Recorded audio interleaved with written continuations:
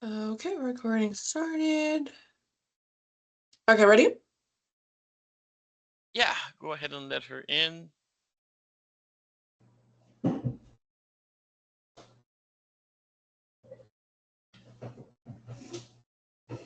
Hi, Anya. Hello. Is it just you, or is anybody else coming from Medicine Horse? Anna Kasprin is coming. She's our program manager. Okay, awesome. All right, we'll wait. We'll wait a second before we get started. Oh, there she is.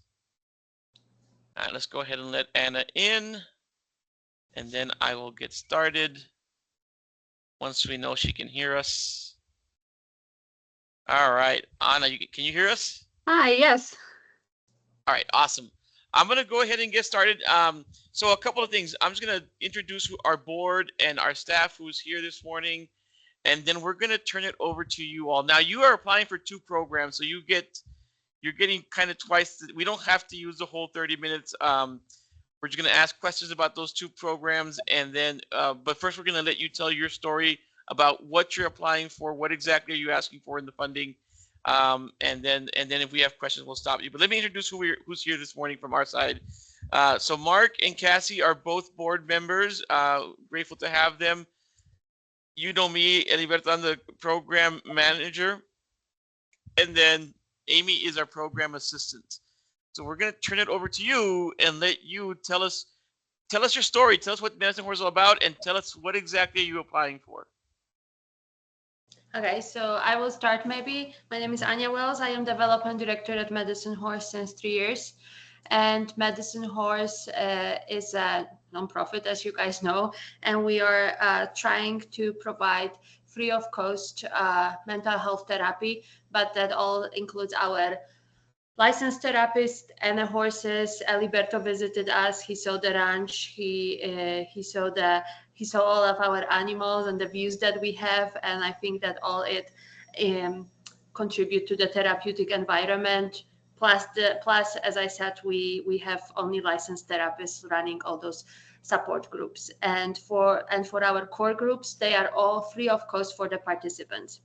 So our core groups are the group for the women impacted by breast cancer.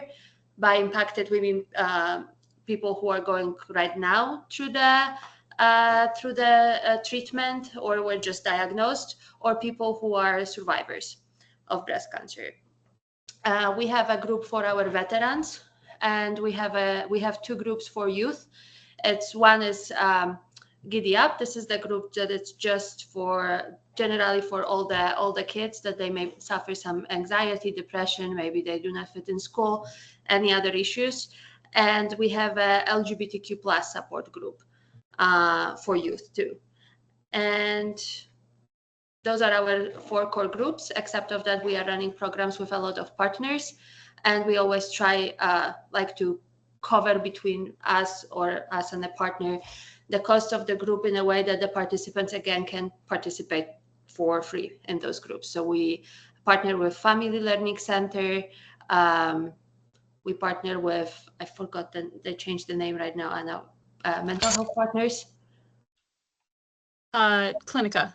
Yeah. Sorry for that. Yeah. So Torn. What else, Anna? What other partners do we have? Family Learning Center, Sandstone Care, Adams County probation groups, and then we have a lot of partners who are referring clients to us, and they don't have direct programs with us, but are referring into our programs that we have. So can I stop real quick and ask a question?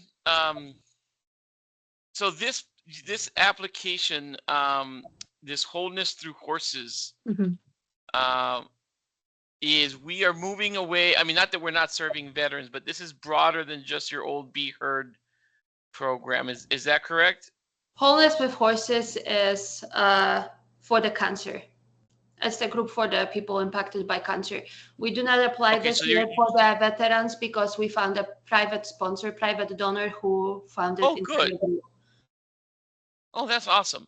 Yeah. Okay. So then this year you are looking for funding. One of the programs is for cancer patients. Yes, because Okay. that program is funded in a very small amount by Boulder Health, Boulder Community Health. But yeah, this is one of our most popular programs. We always have a wait list for that program, always a lot of inquiries, and we have very little funding for that one. All right. And so you're going to serve about 12 people from Longmont? Yes. 16. Okay. 16. Yeah. Okay. Well, I guess your application says 12. So, and then the vast majority of them are 80% AMI or lower, and you have one that's at 81 too. Okay. All right. I just wanted to clarify. All right. So keep going. Sorry. When you were talking about that, I just wanted to get some clarity. Sorry. Keep going.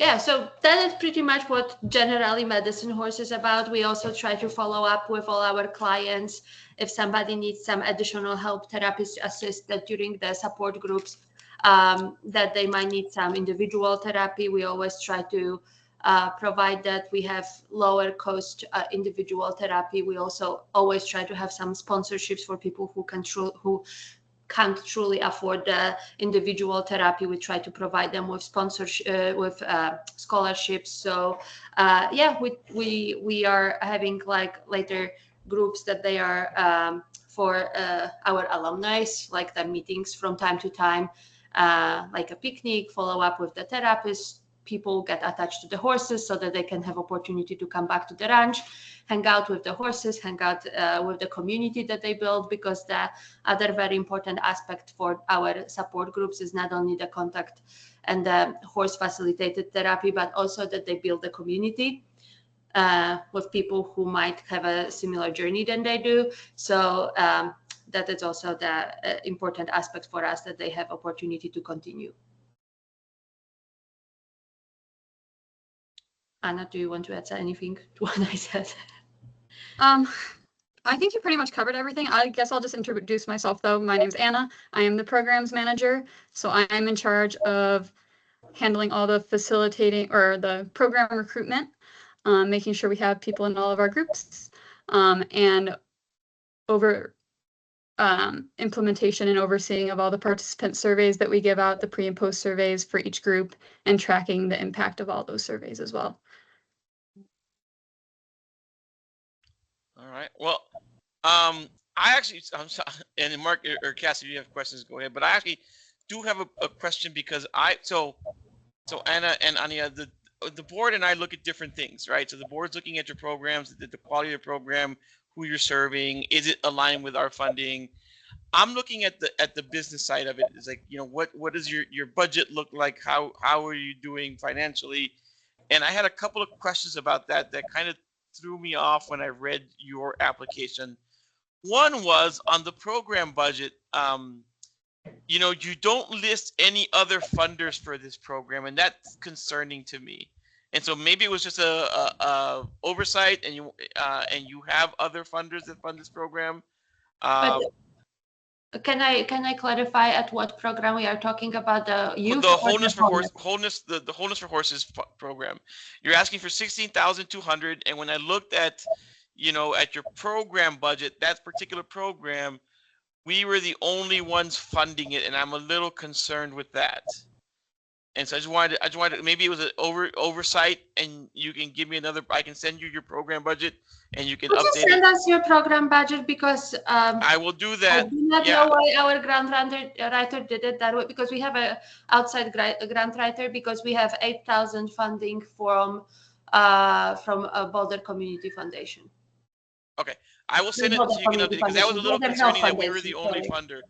Okay. No. All right, Cassie, go ahead.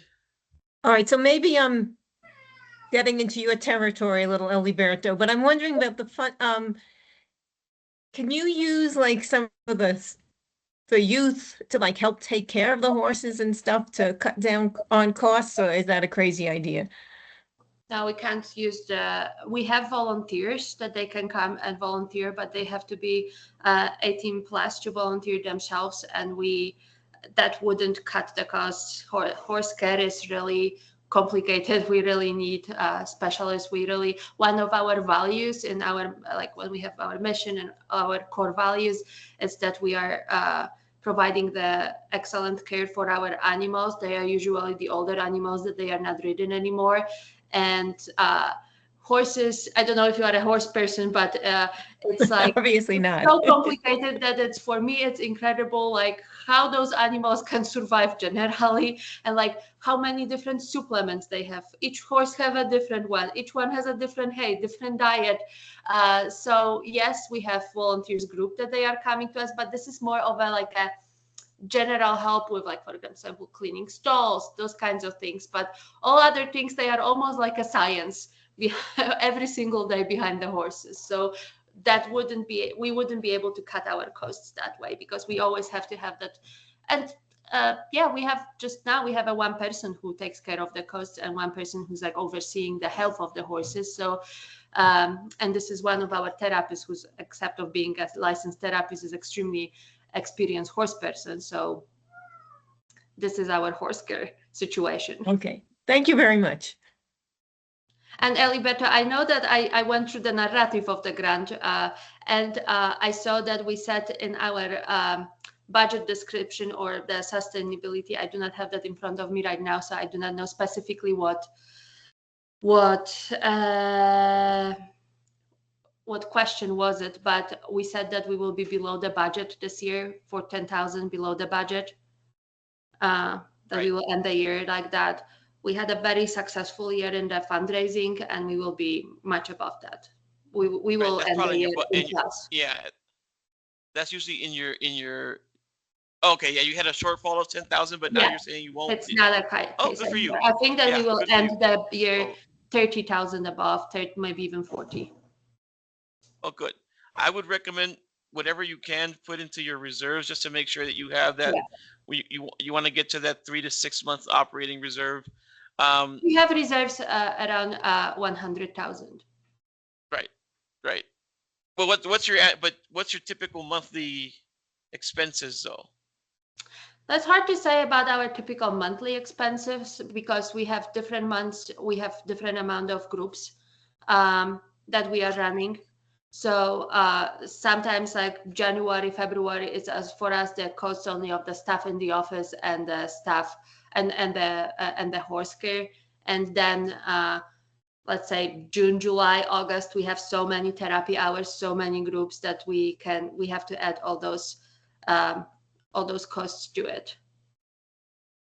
Okay. All right. So now I'm gonna tread onto the board members' side of the application, because the wholeness with horses is a new program. I understood the veterans program. This is new. So talk to me a little bit more about your outcomes with the wholeness with horses program. So these are folks that are dealing, they're in the middle of fighting breast cancer. Talk to me about what changes for them. What are the expectations for them? I think that Anna will be the best to respond to that, since she's in the field. Yeah. So our outcome surveys for our veterans and our breast cancer group are the same. Okay. There's not much of a difference there. I've made them so that they're both the same, because both groups still follow the same. We want to see mindfulness increase, self-esteem, social connectedness for all those groups. So it's relatively the same. But they get this. But they get their own version of the therapy with your licensed therapists. Oh yes. It is obviously, of course, more tailored towards the, trauma and what comes with having that diagnosis. So it's not the same group. It's just the outcomes we want to see are similar. We want to see that increased emotional resilience between the participants, just being able to communicate more effectively, specifically about their diagnosis as well, and just having that peer connection and having people in the group that understand, what you're going through, what they're going through. If I could add to it something, I just wrote it down for myself because it was harder for me to remember. The therapist who ran that program, she has a master's degree with a focus on trauma and holds advanced training with natural lifemanships, trauma-focused equine-assisted psychotherapy. So she's Oh, mostly like a trauma-focused therapist. cool. Okay. All right. Okay. So now, yeah, talk to me about your youth program. Are those outcomes tailored and unique to the youth work that you're doing? Yes, so those ones are a bit more different. The survey does look different as compared to the adult programs. We want to see similar, I guess, outcomes, but they're more tailored to just feeling more confident and positive about themselves. And then, of course, having that connection to others again, and able to communicate with each other. But then we also focus a bit more on the feelings of anxiety or feeling overwhelmed, kind of depression outcomes, and seeing those increase. And then Okay. again, just better understanding their emotions and the feelings of other people as well. So they're slightly different. All right. And And they according have- to your application, you're expected to serve 20 folks. Again, vast majority are low, low income, to median income. Yes. Is that about, is 20 kind of a usual target? Is that more or less? What is a year? 20 is the target. Sometimes we do more. That is the 20 specifically about the average income, right? No, No, 20 yeah, I know, from but Longmont. 20 from from Longmont. Oh, Longmont. yeah. But it is our estimation, but Yes. it can be more from Longmont, less from Boulder. We are getting more, and because I don't know. I know that Eliberto knows that. I don't know if the rest of the board knows that we moved to Longmont from Boulder. This November it will be 3 years. So we were mostly focused previously on serving mostly Boulder City, and now since those 3 years we really try to increase how many people we serve from Longmont. We have a lot of new partnerships that they serve folks from Longmont. So this is our focus right now, specifically to increase the amount of people who we serve from the Longmont City and the Longmont area. So the 20, to answer that question, the 20 is our estimation that will be that many right. people. No, I understand. from Longmont. Yeah. Mark, you have a question. Yeah, I was just curious. I'm not too familiar. I was actually going to be on the site visit with Liberto, but our schedules got sideways. Mine got busy. Otherwise, I would have loved to have been there to see your organization. How many other horse therapy organizations are there in the area? I'm not familiar with it, so I know of at least one other one, but I don't know. Are there a lot of them? I'm just It context. is one in Boulder County that serves specifically only veterans, and it's Okay. much smaller than ours. We have actually good news. We have 25th anniversary next year, so we definitely run that kind of program for like the longest in the area, and we are very well established in that world, and we were one of the first organizations, if not first, that was running that program in Boulder County. And also, it's not a lot of those kinds of organizations, except of, like, there are some ranches or like Colorado Therapeutic Riding Center. They started a very small program with one therapist, I think. But the other organizations that they do it around, and when you will go to their websites or get deeper into it, it's a lot of people who try to serve it. But I would, when comparing those places to ours, I'm not saying that it's worse or better, but they do not have usually licensed therapists. It's usually more like a coaching. So to Okay. answer that question more specifically, it's not a lot. We are the one that was one of the first or even the first in the area, and definitely the biggest one. Okay. Thank you. That helps. All right. any other questions for Anna and Anya?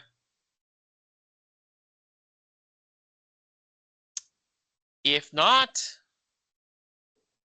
thank you for being here. I did send you, Anya, the copy of the program budget that was in the application. So if you can update that, would be super Okay. helpful. Okay, wonderful. Okay. I will do it for sure and send it to you. Yeah, I hope that you all will manage to visit us. I hope that it will be fun site visit. I don't know. I think that Alberto had fun, and it's always fun to hang out with animals. We are going to adopt baby goats in the next few weeks, so I really recommend visiting us. All right. All right. Awesome. Thank you. Have a great rest of your day. You too. Thank you. Have a good too. weekend. Bye-bye. Bye-bye. Right. Bye. All right. So we do have one of the, but I'm sure there are gonna be more from mental health partners waiting in the lobby. But we have a basically like I said, 10-minute break. If this is the time for getting done when you gotta get done. I'm gonna email Kate, Amy, and let her know that we'll be back at 10:30 for her. Okay. All right. See you guys in about 10 minutes.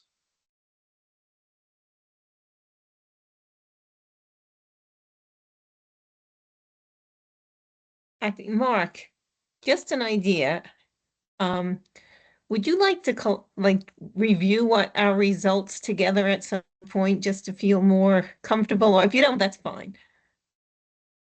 Yeah, I mean, and I think before you got on, I was talking to Alberto about and Jeffrey about how I was scoring this year.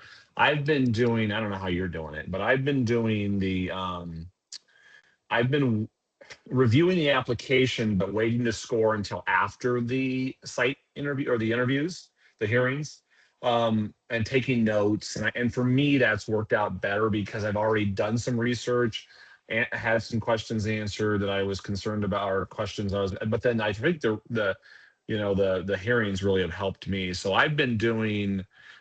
I mean, I'm pretty caught up on what we've done so far. I am caught up on what we've done so far. I'm just, doing them pretty closely after the interviews Oh, and yeah, the I did the hearings. first, So yeah, I did the first ones closely, but definitely the hearings are great. So, and I I think guess, Yeah. it really helps put a bow on it, And Yeah. went back and forth figuring out, do Yeah. I score everything first and then something then something totally changes for me during the hearing interviews? I don't know.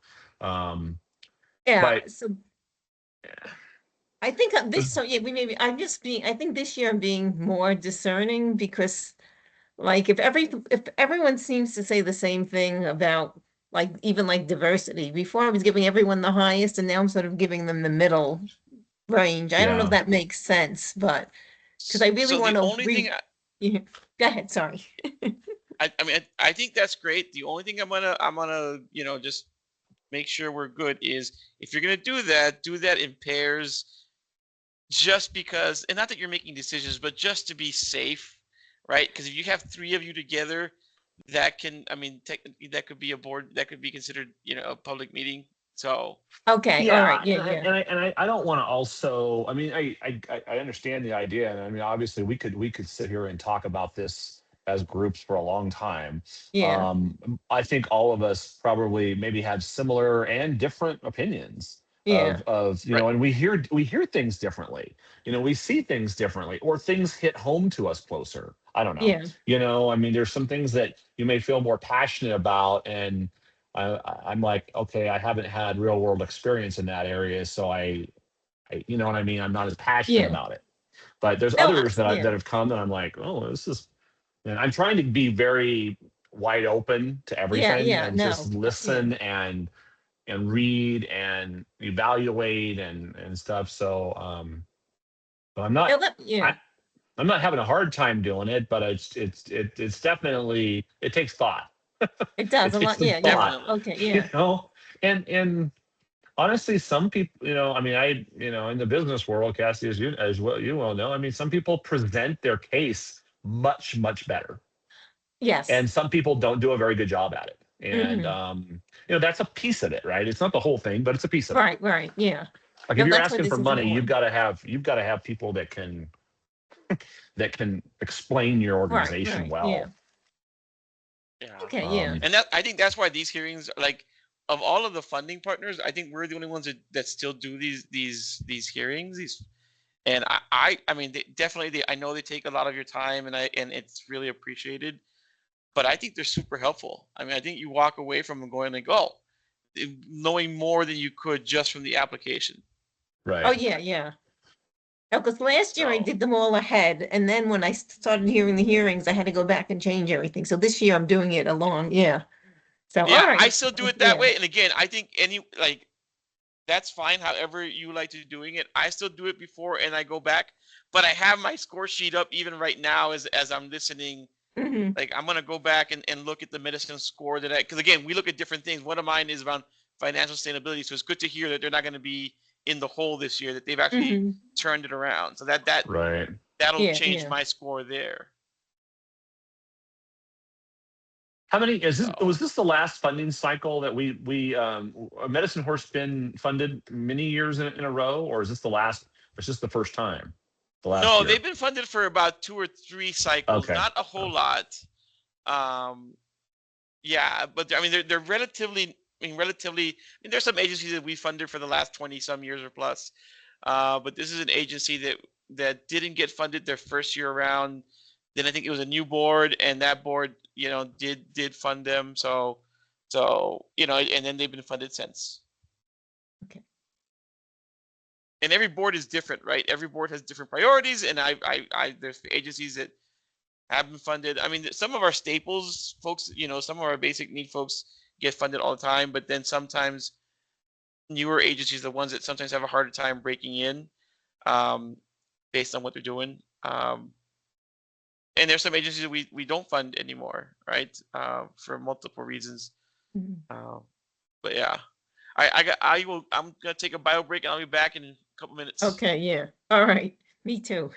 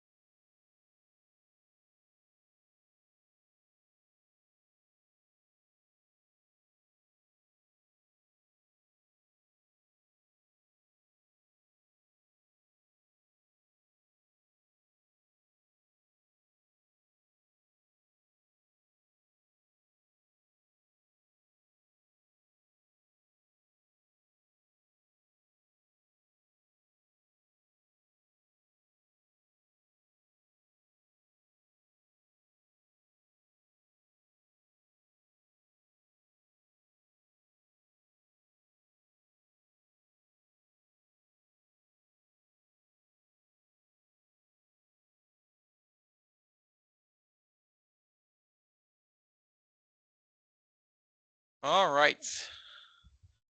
So I'm gonna let Kate and Sarah in. Amy. Okay, do you want me to do that? Yeah, go ahead and let them in. That's fine.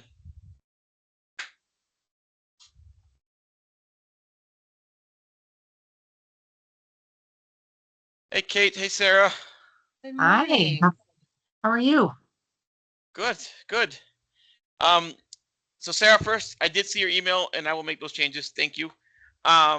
Second, I'm gonna go ahead. So we're doing it a little bit different. I know, Sarah, you've been part of this for a long time. You got Kate doing it for a long time.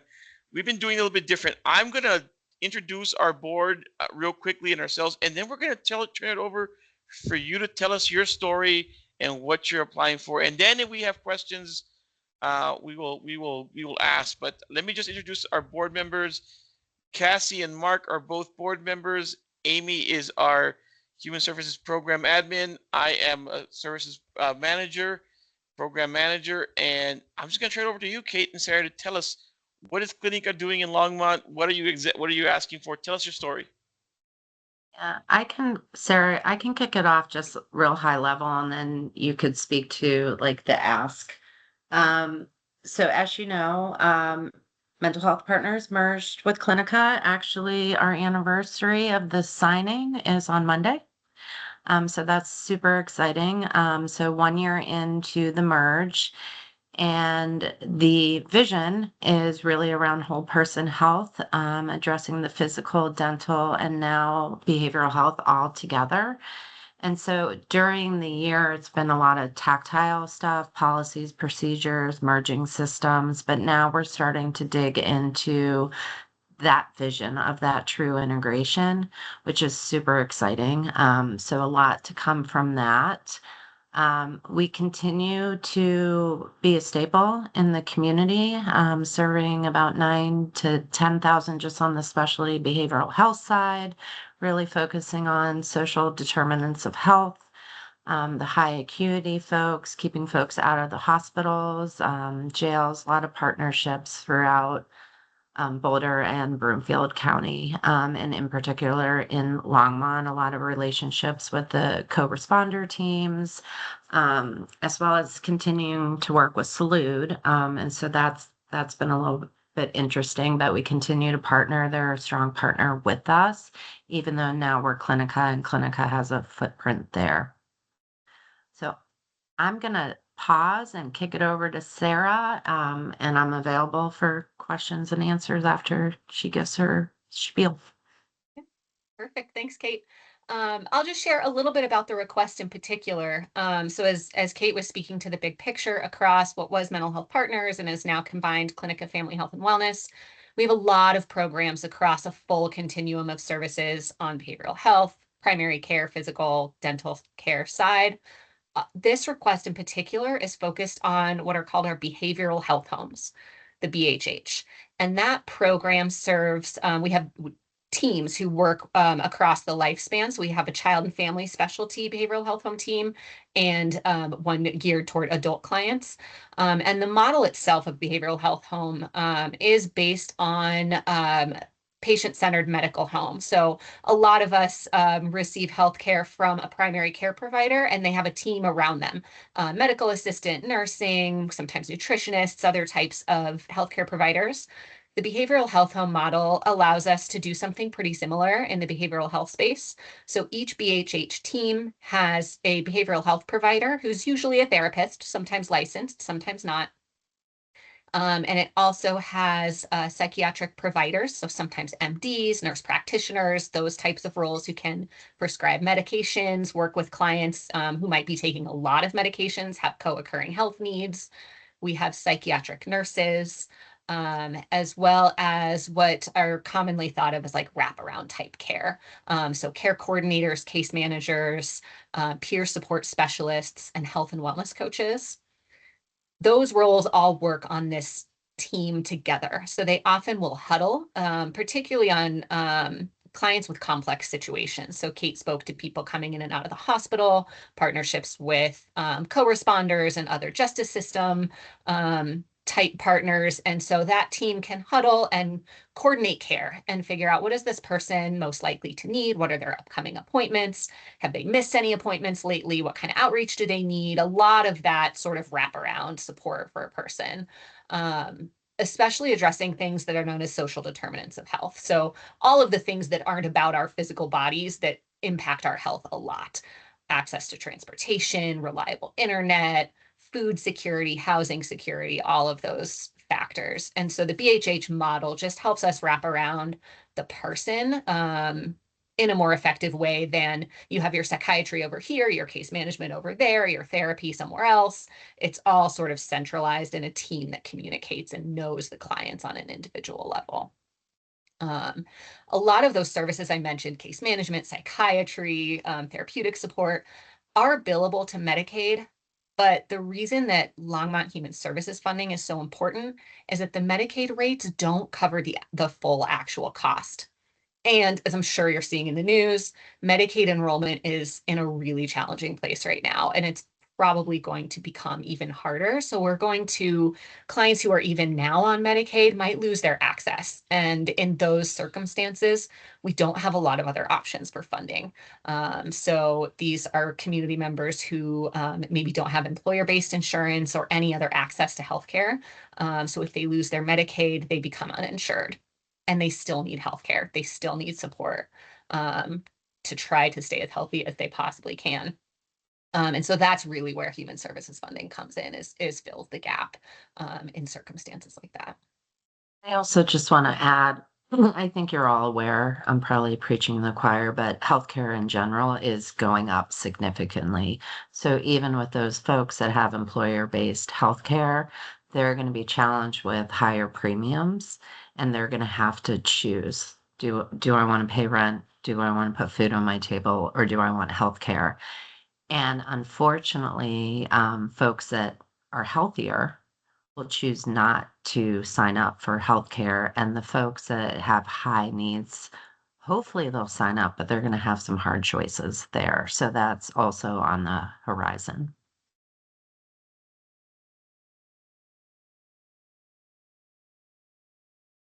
What questions can we answer? Anything in the application itself?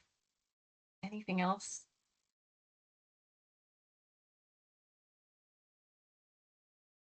All right, so do you have statistics, and you may have had them in the packet, but that will show that if people get care ahead of time and don't wait, that it costs a lot more for the system, or do you have?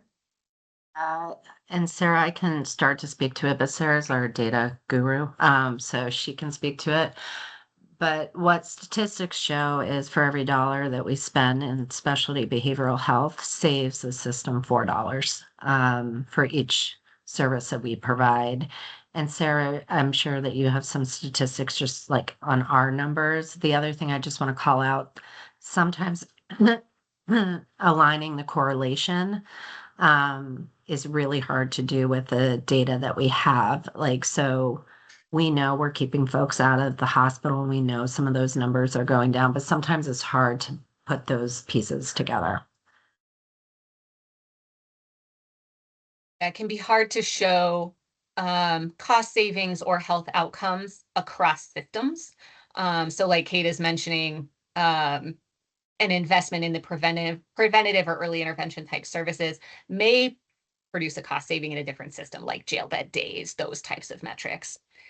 What we do have internally is we, as part of assessment and then 6-month updates, we administer a health outcome interview, basically, where we ask clients a series of questions based on validated, researched assessment tools that get at their symptoms and daily functioning, things like substance use, social connections.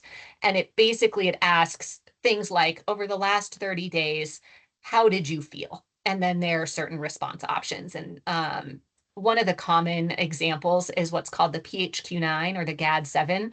Those are assessment tools that are pretty common across all levels of healthcare. I know I take them probably annually when I go in for my well check. So I think a lot of us are familiar with those types of things. Have you felt depressed, restless, anxious, those types of questions? That's similar to what we administer. And what we're seeing, I'm just looking at my other screen to be updated to make sure I'm saying the right numbers, is that at baseline, our metric on psychological distress, so that's how much are your mental health symptoms impacting you? How bad do you feel with your symptoms? At baseline, just over 40% of clients report high distress on a high, medium to low. So that's pretty bad. That's basically every day over the last month, my symptoms were really interfering with my ability to feel good. And then after at least 6 months in treatment, what we see is that goes down to about 24%. And that's pretty consistent with what we would expect in our population. A lot of the clients we see are experiencing serious mental illness. Their symptoms are probably not going to go away, but what we can do is bring that acuity down and give them skills to manage those symptoms. The good news is that we are almost doubling the proportion of clients who report low distress. So that's what a lot of us might think of as some days are pretty bad, most days are pretty good. And that actually goes up from baseline at about 25% to about 40% at reassessment. Thank you very much.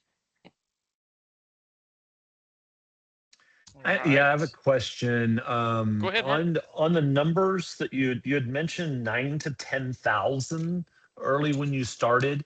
Is that Longmont specific? Is that county program wide? Where's that number coming from? That's really like overarching. So we serve Boulder and Broomfield counties. Okay. However, Medicaid, if you have Medicaid, you have the option to go wherever you want to go. Like we're not restricted to those areas. And so in Longmont in particular, we do see folks from Weld a lot and like Loveland area and different things like that. And Sarah, I don't have the specific, do you have your dashboard up? Yeah. Okay. Yep. For just those who report a Longmont city of residence, so they could be seen at any of our locations, but they have a Longmont residence. That's about 3,000 clients a year. Longmont is the Longmont teams are some of our highest volume programs. Between, of course, City of Longmont, City of Boulder are high volume areas, but City of Longmont has been pretty consistently high volume for our programs and services. Yeah. And Mark, throughout our organization, I would say that we serve more youth in the Longmont area compared to our other service areas. And as Sarah said, we also have some of the most high acuity programs there. So we have assertive community treatment and Ascent, which is for first episode psychosis. That is based in Longmont. And that allows us 5 days a week. We can go and serve someone. We can knock on their door, get them their medication. So really that very high level wraparound to ensure these folks can stay in the community. And that is based in the city of Longmont. When you say, Kate, when you say youth, is it 18 and under? I mean, is that what you're, Yes. that's the age group? Okay, I just wanted to clarify. Okay. Yeah. Yep. Okay. Thank you very much. Oh, you're welcome. All right. Any more questions for Sarah or Kate? Our time is almost up, but Kate, I do have a quick question, and I know that we're talking huge numbers here. How are you all doing with the merger and then some of the federal challenges with funding? I think we're all concerned about that. Yeah, it's a really great question. We're monitoring it. And so we are not for profit. So even though we are a federally qualified health clinic, we're not a federal organization, if that makes any sense. We get the federal dollars. So we're monitoring it super closely. We have not seen an impact yet. Where Okay. we're going to see the impact is with the Medicaid and the big, beautiful bill. And we're The not. work requirements and all that kind of stuff. Yeah, that's where we're projecting about a 30% decrease. So again, like our charge is to serve everyone, regardless of their ability to pay, right? So regardless what happens with Medicaid, we are still going to serve those folks. And to Sarah's point, that's why this ask is so important because we've got to be able to supplement this. So we're going to have higher uninsured folks. We're going to have folks that are, and we're already seeing this, Alberto, of, fearful to come in because of that big, beautiful bill. And so our work, and especially in the behavioral health home, it's that wraparound. We're out in the community connecting with folks to get them into care and help remove some of those barriers. So as of today, no impacts. But as you know, with this administration, it can change tomorrow. And Okay. we're doing some projections. We're pretty healthy, but like these asks, like this isn't the only ask we have throughout several partners, is to help supplement that so we can keep providing care to those folks and that they have somewhere Okay. to go. Well, thank you. Our time is up, and we have our next person waiting in the lobbies. I appreciate your time this morning, and hope you have a great rest of your weekend. Thank Thank you. you It's so great to much. We see you appreciate your all. time. Thank you care. very All much. right. Bye. All right. And so I'm assuming this person is from Queer Asterisks. So why don't we go ahead and let them in? Hello. Oh, can't hear you. Uh-oh. You're not muted. No, she's unmuted. Looks like. Huh. Yeah, do you want to log out and log back in and see if that will solve the issue? We'll just let you right back in. Hey Chris, how are you? We're Hey, having some issues. We're having some technical issues. So she's gonna they're gonna log out and they're gonna log back in. okay. All right, so we will make sure you get your 15 minutes. We just got involved in the previous organization's conversation. So we will work through that. It happens sometimes. Yeah. So let's see if they come back in.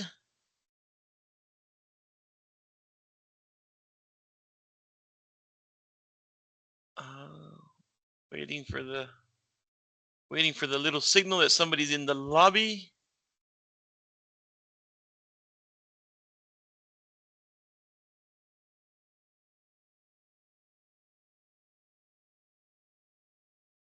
Well, while they come back in, Chris, why don't we get started? Okay. Just to make sure you have your time. Yeah, that's fine. Let me just introduce our board members. Mark and Cassie are both part of our board. Amy is our human services program admin. I am. Oh, there they are. Yeah. Let's let them back in. Me, Liberto Mendoza, human services program manager. All right, can you hear us? I can hear you. Can you? Oh. No, we cannot. I can hear RP like really softly. Yeah, I can hear you really softly. So if you can shout. Just be louder. Okay, I'm happy to talk louder. Just Oh, that help? yeah, I can hear a little bit of it. Maybe your mic's too far away. Now we can't hear you at all. Help it up. I'm working on my settings. Yeah. I'm so sorry. I'm hardly. Oh, that's really weird. Yeah, it's like I just hear like almost like a whisper. Basically, it's. Yeah. Yeah. Is there a call? Try. Alberta, she's asking if there's a number she should phone in. Is there a number she can call, Amy? Can you check? Yeah, I'll check. Give me. So we're gonna check real quick.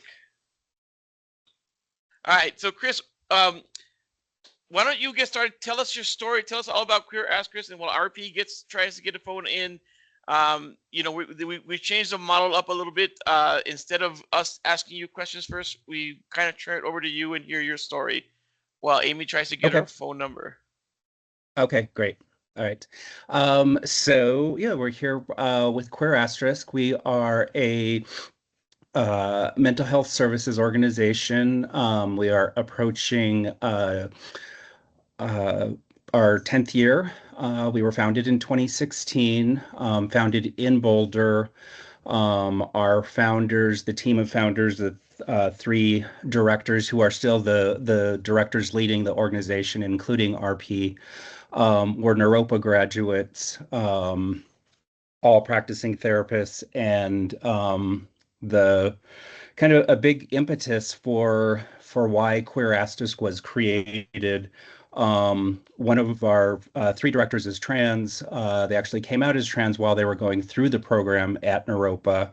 And there's some pretty extensive psychological counseling requirements as folks go through different stages of the process of incorporating their trans identity. And the experience that Soren, who's now the executive director and clinical director, they had a pretty negative experience within the therapy system, basically, of just kind of needing a therapist to authorize the treatments that they were interested in, but the therapist not really having any understanding of a trans identity, or really any respect for what that was, and just recognize that a big piece of therapy, that work was really falling onto clients. And then this also is something that was prevalent not only for trans identities, but for most queer identities. Just landing with a therapist who maybe did not have any familiarity with LGBTQ identities, with the just norms of the communities and what that meant for folks. So a lot of times, people in counseling services, they would have to spend their own time really kind of educating their counselor, to be able to even get to a point of receiving the services that they were there to receive. So that really was the impetus for the vision of a team of therapists and counselors who also share those same queer and trans LGBTQ plus identities, so that portion of the work does not fall on the folks who need the services, and that there is already an inherent understanding about the identities and the culture. That has been something that at the time that we started 10 years ago, we were really kind of the only organization that was 100% focused on that, or very, at the time 100%. Now it's very near 100% in terms of who our team of providers are. There has always been a consistent demand for the services.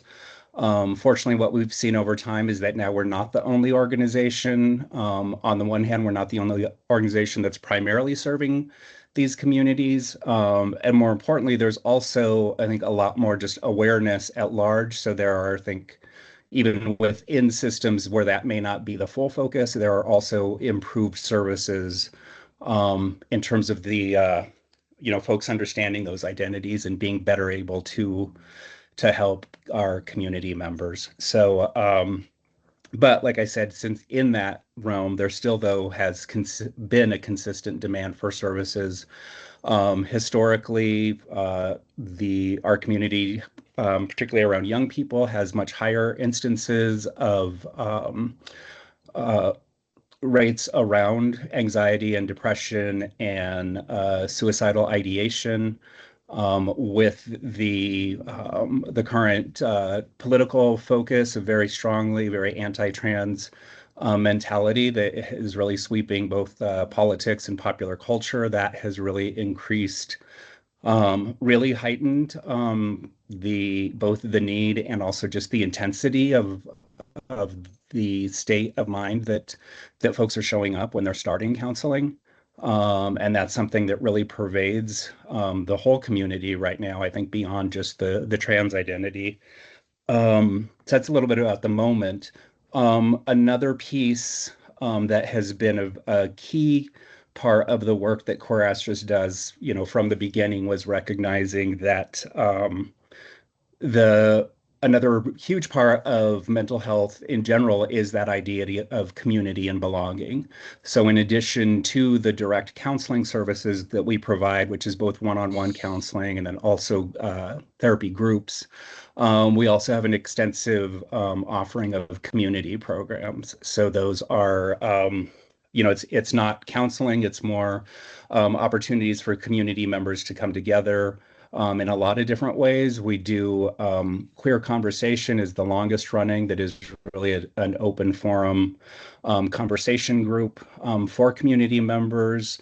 We've done nature walks, we do craft nights, a lot of just different activities that are not directly focused on mental health, but more aimed at hitting that idea of having a place where people can come and get together. As well, an important component of that is it's an alcohol-free place, as a lot of the social gatherings for the community tend to be around like bars or activities that are around alcohol. So that too, having this an alcohol-free space as well. And I think that's a broad overview. We've, I guess another piece to add, I was formerly a full-time director with the organization. I now work part-time primarily just on the grants work, but have stayed engaged as well. My own entry, I was a community member, was referred to the community services through an outside therapist that I was seeing. And so that we have a pretty good regularity within the community of folks who stick around. For our services as well, that's been an important component of the services we provide, is not having strict limits around the duration of time that clients can be receiving services at either no cost or a reduced cost. And yeah, we've grown considerably from that original team of 3 with a handful of contractors. It's now a staff with 13 full-time employees, and then probably an additional like 15 to 20 contractors, including interns as well, which has also been part of the mission, is through the internship program, also training counselors who are then invested and rooted in the work to then go and work in other spaces and help kind of just increase that representation among clinical offerings. Awesome. That's Any questions for Chris? And RP can type stuff in the chat so she can. Any questions for Queer Asterisk at this point? right. And And it looks like you're serving about 40 folks here in Longmont, asking primarily for supply direct for staff salaries, which is fine. That's your primary ask. I'm assuming that's for those program directors, or is it for the counselors themselves? more so directly for the counselors. We Okay. really then target. Perfect. It is for salaries, but then it is targeted towards like hours of counseling, of how the counseling is provided. That's And then totally just fine. background too, yeah, and just since RP can't speak, there are admissions director and communications director, and they're also a counselor. So they, I do not have a clinical background, and RP does. So. Okay. All right. All right. Any questions from Mark or Cassie? Okay. Well, then you all did a great job. Thank you for spending your time with me. RP will figure something out for next time. Appreciate you all being here, and have Nice. a great rest of your morning. Great. Thank you all. Appreciate it. Thank you. Thanks. Bye-bye. All right. And we've actually caught back up on time. Let's let Jen in from recovery.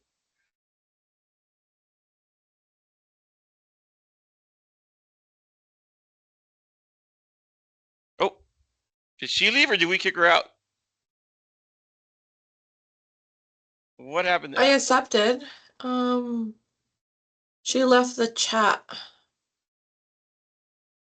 That's How do I weird. add her back?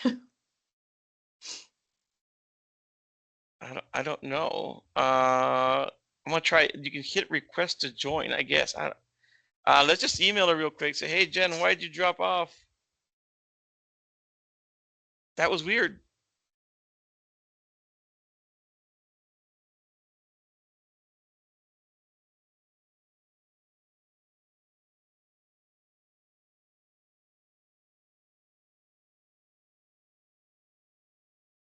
She came in and then she hopped right off.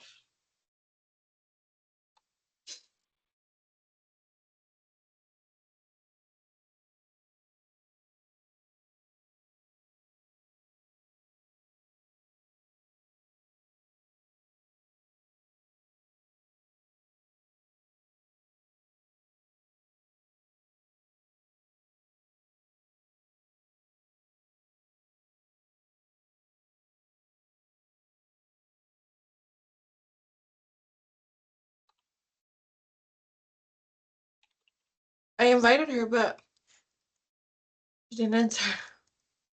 Did you email her? Let me. I her phone did. I number? just did. Okay. That's so weird. Maybe she's trying to get back in. Send her the link again. Okay.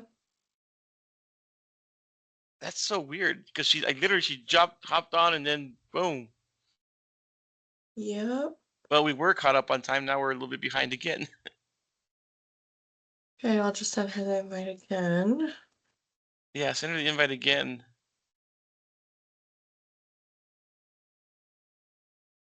Oh, we've been having some technical stuff today. I'm here. It says connecting. What? I don't see her. I'll just send her the link.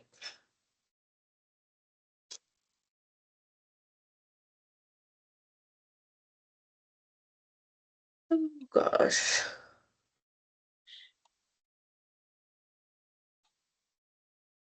I think. I mean, the other thing we can do if we need to is I will go to. I guess we can call her. I guess we could have done that with RP too. But I could call her and put her on speaker, and you guys can hear her through my computer. I'll just turn off my fan, and hopefully the air conditioner doesn't come on. Oh, and now Mark's upside down.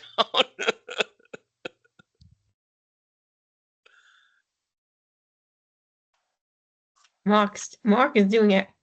That's just me fiddling with my camera. It's not you. I Okay. thought maybe it was an exercise program. No. Yeah. I just told her to exit and then rejoin. Yeah. See if that's just the weirdest thing.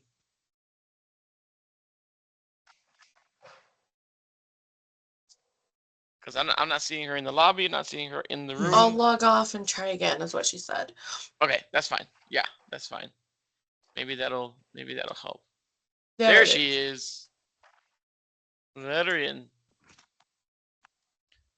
There we go. Can you hear us, Jen? You are muted.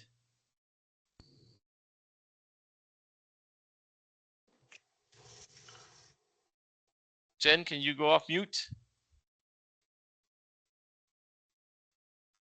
I'll email her. The settings will not Oh. let me. Trying. Huh.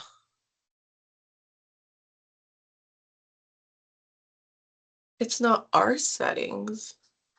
It says make an attendee. Should we make her an attendee? Would that? Yeah.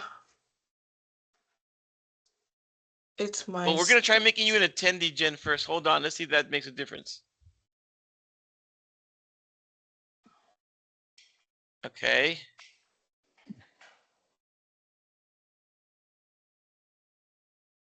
Okay, now try unmuting yourself.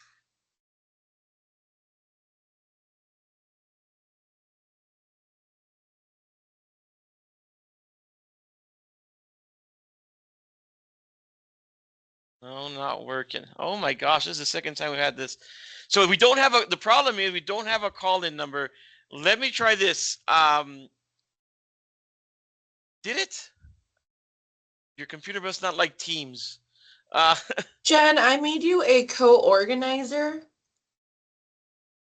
Can you try it again? Maybe log off and then log back in.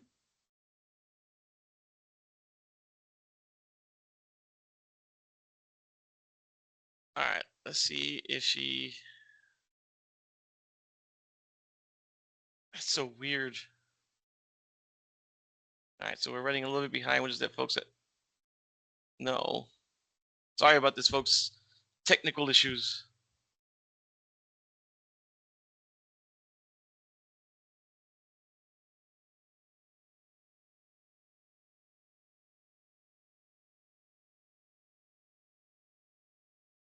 Okay. Let her in. Hi, Jen. All right, she's in, but can she unmute herself? Probably not. That is so strange. I've never had this happen before, ever. All right. I remember anyway. So Should I Jen, just call her from my phone? yeah, just call her, and we'll Does just do the it that way. So Jen, as the Hold on, host, I'm getting closer. can you unmute her as the host? No. oh, here she comes again. Admit her again. Oh, there you are. I'm so sorry. I do not know why this particular meeting, because it happened last year too. I do not know what it is about this particular meeting, but every time, I'm sorry. I had my iPad set up and then it was like, no. So forgive me, I'm not It sure. could be an Apple Microsoft feud or something. Yeah. So So thank you for your patience. I'm sorry. That's stressful for everybody. no worries. So okay, so let's go quickly introduce. I'll introduce the board real quick, ourselves, and then we're gonna turn it over you to Jen to tell us your story. What is recovery looking for? So we have Cassie and Mark who are board members. Me and Amy are staff. Tell us about what you're doing. Hi, everybody. Thanks for having me this morning and sorry about the snafu. Yeah, we're pretty busy. So at Recovery Cafe, we are a community of refuge and healing for people who are in recovery. So we are part of a larger network across the country and Canada. So we are one of 85 recovery cafes. We are the first and only in Colorado, so we're hoping to change that at some point in time.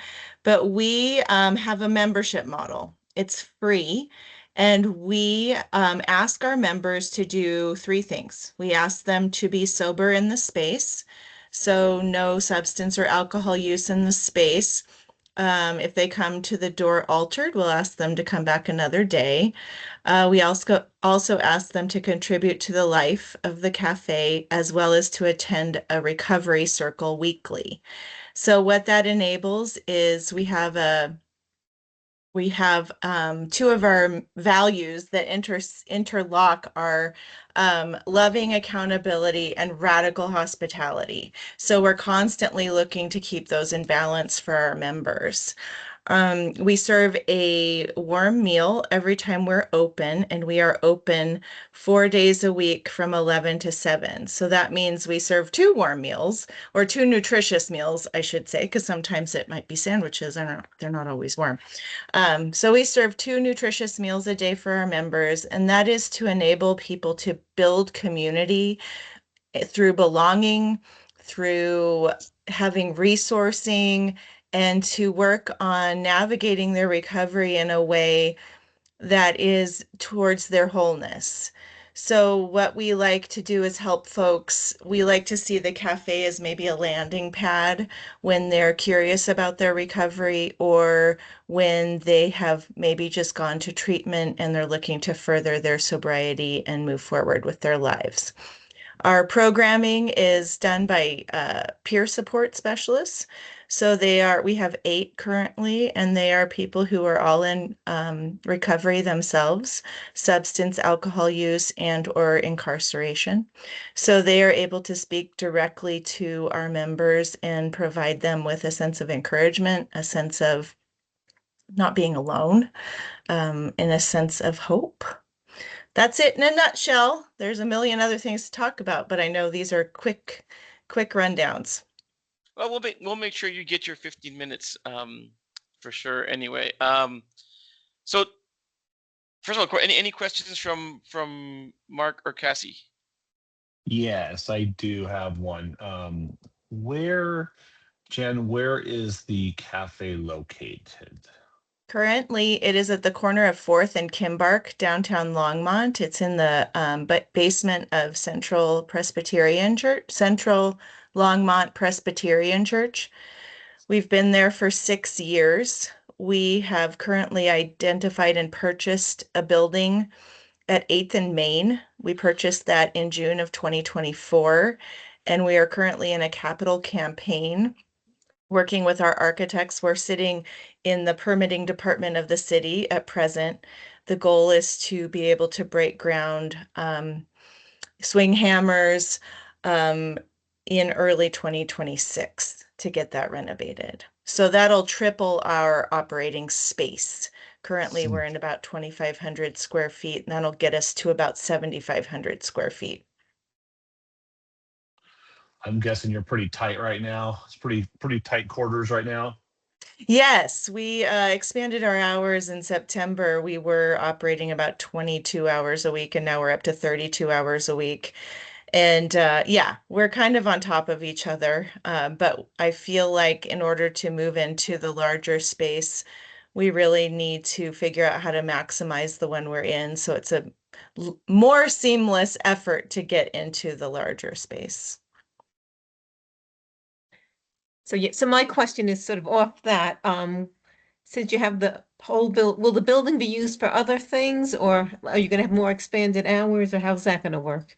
Yeah, I think we could. It depends on how we want to move forward. But one of the hallmarks of what we do, even in our limited space, is we open our space up to community groups. So we have a handful of recovery groups that already meet in our space. And then we open it up to others like Bright Collaborative and other agencies in town who might need a space to utilize it.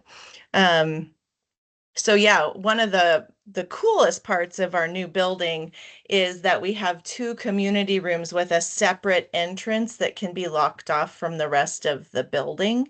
And so if anybody wants to use that outside of our community hours or during our community hours and have access to that, they can. So that is one of the things we really wanted to continue to be, is to be a hub of connection for the larger community, not just our own. Thank you. Yeah, thanks for asking. Yeah. So, Jen, talk to us a little bit about, getting a building is a huge piece, right? In many different ways, but in particular financially, how is the organization setting itself up for sustainability throughout this process? Yeah, we are paying extra close attention to our operating budget and our capital budget and trying to make sure that we are really keeping those aligned so that one isn't taking, well, particularly the capital budget isn't taking from the operational budget. One of the things I'm really proud with our board right now is we are currently undergoing a discernment process. While all of the things I described are hopeful that we can do with our current economic climate and some of the headwinds we're facing with grants, et cetera, is really making sure that we scale the project appropriately. So we're in the process of discerning, looking at all of the things, all of the requirements for getting into a facility like this and how it's going to impact our operating budget, and really taking a good hard look at the project to make sure that it is a feasible and responsible thing, as one of our values is stewardship. So we're trying to really hold that and make sure we're moving forward with some faith, because there are risks that need to be taken, but also, holding the other piece of how do we continue to serve our membership, and that is what we do. So just Okay.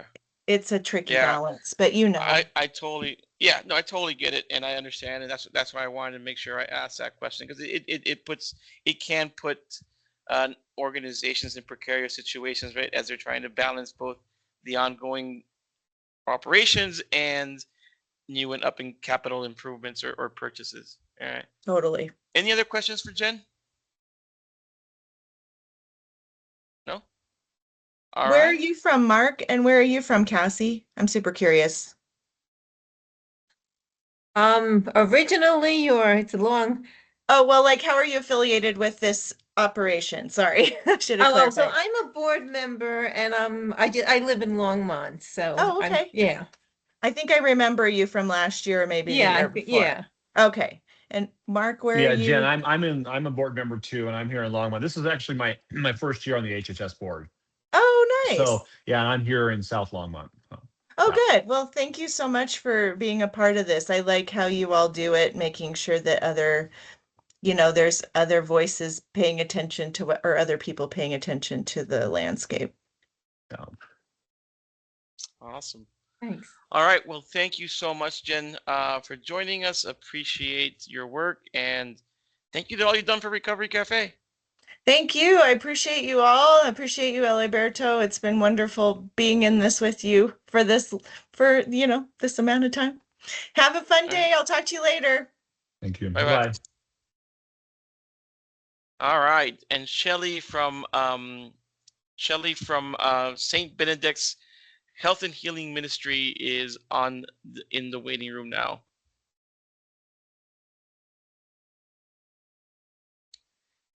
Hey, Shelly, thank you for being patient. We just had some technical challenges with our previous applicant. I'm going to introduce our board members. So these are Longmont Housing and Human Service Advisory Board members. Introduce our staff, and then Shelly, we're doing a little bit different this year. We're going to turn it over to you to tell us your story and what you're asking for, and if we have questions, we'll ask them along the way. So first, Cassie is a 2-year board member. This is Mark's first year on the board. You know me, Aliberto. Amy is this is her first time actually doing these as our program admin, and so we'll turn it over to you and tell us what St. Benedict is doing in Longmont, what you're asking for, and then if we have questions, we'll ask them along the way. Can everyone hear me okay? Thumbs up. Awesome. Good morning. I'm Shelley Deerking. I'm the Executive Director of St. Benedict Health. We're a free clinic. We're the only free clinic in all of Boulder County. We have been offering free medical services for more than 20 years. We're a health equity clinic. So we're a mobile clinic that goes out into the community. Sorry, I may have to take a drink of water.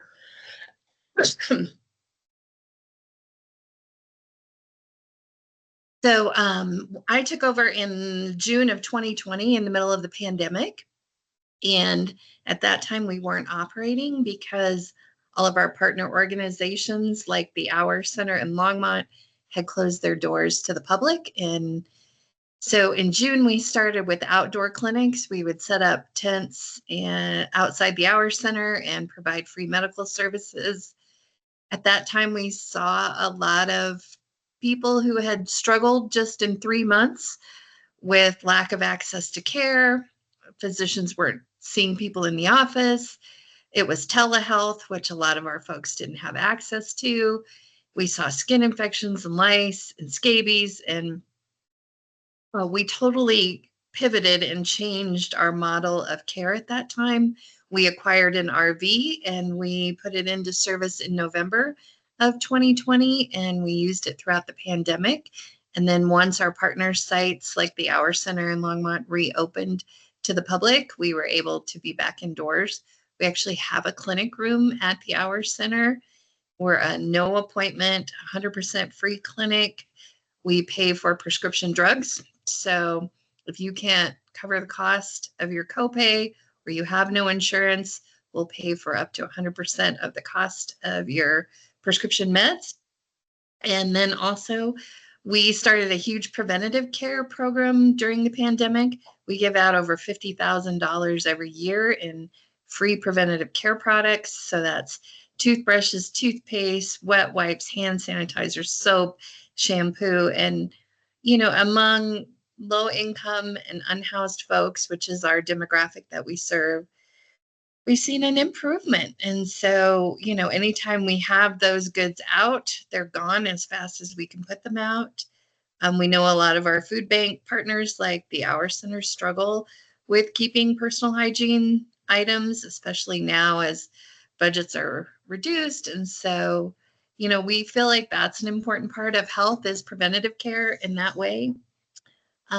So we do weekly clinics at the Hour Center. In the last 5 years, we've added a significant amount of clinicians to our team. We have 4 physicians. We have 3 nurse practitioners. We have 8 nurses, and we have a physical therapist. So we're doing the same kind of healthcare as Hope Light and Salud and other clinics. We're just not a brick and mortar clinic where you come to us. We go out into the community, and we have had our clinics at the same locations on the same times on the same days of the month for years. So folks are used to seeing us and stop by at the Hour Center in Longmont. We see a lot of people struggling with chronic conditions like diabetes and hypertension. So we're doing glucose checks for folks, helping them manage their diabetes before they go and have their lunch. We will, you know, as part of our medical financial assistance program, if someone's glucometer quit working or they don't have their diabetic test strips or they're just out, we will purchase those items for them. Same for walkers, wheelchairs, canes, crutches, you know, whatever kind of mobility challenges they might be having. And so I think, you know, we are close partners with Hope Light. We refer people to them.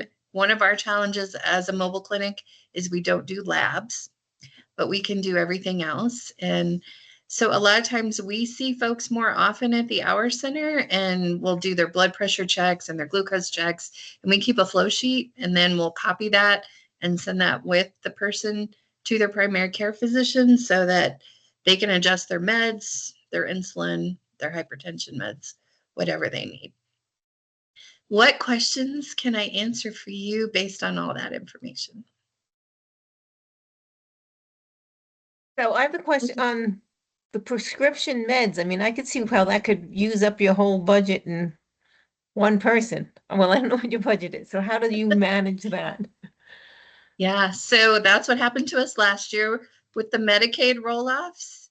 We saw more clients than we've ever seen in our history, over 2,500 individuals across all of Boulder County, over 600 at the Hour Center alone. And, you know, I tell people we're gap care. We're not trying to be your primary care doctor. We're not trying to fill your prescriptions for the long term.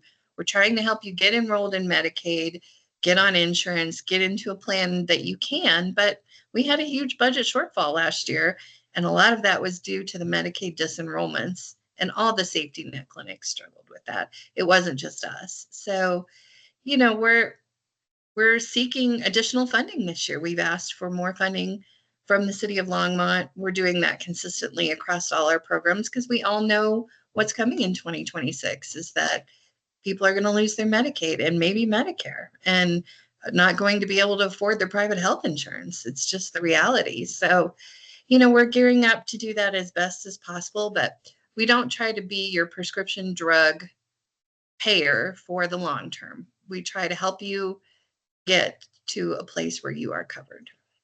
Thank you very Actually, much. that is actually a good segue. In your application, you didn't submit a program budget. You kind of said the agency budget twice, and so Sorry, that's okay. I did not mean That to do that. happens. No, and no worries, it happens. I guess my question is, and I'll send you the program budget template because you did ask for a little bit more. You asked for 38,500, and I'd love to know, you know, kind of how does that break down? Is how much of that is for prescriptions? How much of that is for, you know, your clinic needs, your program needs? Yeah, I'd just like to know your director needs. So that would be helpful to know. Yeah.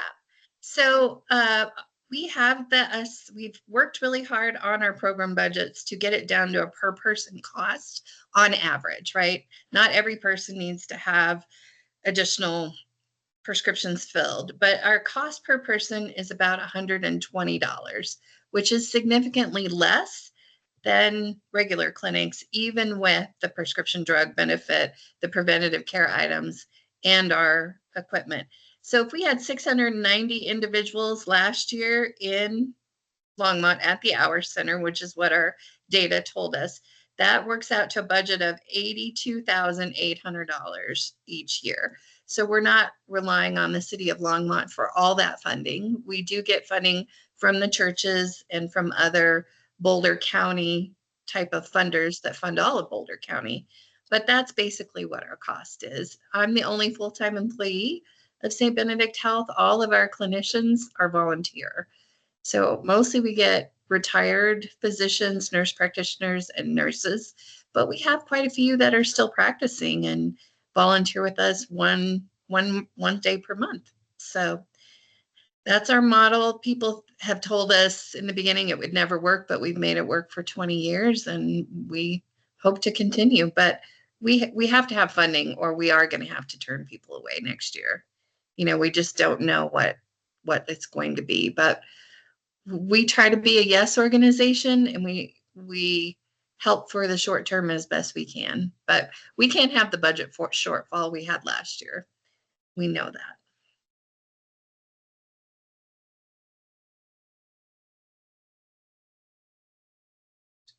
You're Sorry, I muted, muted myself. Eliberto. Sorry, yes. I Okay, will send you sorry. that form, Shelley. Yeah. So we can get and I can send that to the board just to get a good, clearer picture exactly of how that 38.5 is breaking down. And I get it. And to be honest, Longmont never wants to be the sole funder of any program that we fund. That's just not something that we can afford to do. But appreciate the work that you all do. Any more questions for Shelley? Okay. Thank you for letting me tell you about us and thanks for considering our application. Have a great Saturday. All right. Thank you, Shelley. Bye. Thanks. Bye-bye. So Amy, I don't know who Samantha Black. Oh wait, is she the new She's part vice of president True. that they? Okay, she is part of True. She's the new vice They're- president they They got. both are. Yeah. Yeah. Okay, we can let them in. We're back on track. Now we're back on track. Sometimes you get ahead. Sometimes, yeah. Well, we're back. All right. Good morning, everyone. I'm gonna go ahead and introduce our and Samantha, just so you know, because you're new, this is a public hearing and it is being recorded and it will be on our City of Longmont YouTube page. I don't tell everybody because most of the folks that have been showing up have been doing this for years, but since you're new, Okay, thank you. I'm gonna introduce ourselves, our board, and then we're gonna turn it over to you so you guys can introduce yourselves and tell us your story. So first, I'll start with our board. We have Cassie and Mark. Mark is a new board member. Cassie's done this a couple of times. He's our Housing and Human Services Advisory Board for the City of Longmont. I am the Human Services Program Manager, and Amy is our Program Admin. And we are looking forward to hear your story. Carrie, we changed up the model a little bit. We're going to let you tell us your story, true story, and what you're applying for. And then if we have questions, we will ask them throughout the presentation. All right? Okay. Hi, everyone. I'm Carrie Kirschner. It's good to see you, Eliberto and Amy. It's nice to put a face with a name. I am happy and pleased to introduce Samantha Black as our new Executive Vice President. And I think she has been with True for about almost 20 years, so much longer than I. So I think she's more able to tell our story than I am, but just our general, we are applying for funding to support our vulnerable populations in Longmont. And Sam? Yeah, hi everyone. I'm Sam. I'm really pleased to meet you. I've actually seen all of your names individually in all different places, so it's nice to have faces for names. Like like Carrie said, I've been with True for almost 20 years. I just recently became our executive vice president. What that means, I'm really the local leader of the entire organization. We have a 50-year history of being hospice, palliative care, and more recently, and grief services, as well as more recently PACE services. And throughout that 50-year history, we have been firmly committed to providing care regardless of ability to pay. We believe that everyone, regardless of background, regardless of whatever walk of life, everyone deserves to have good health care,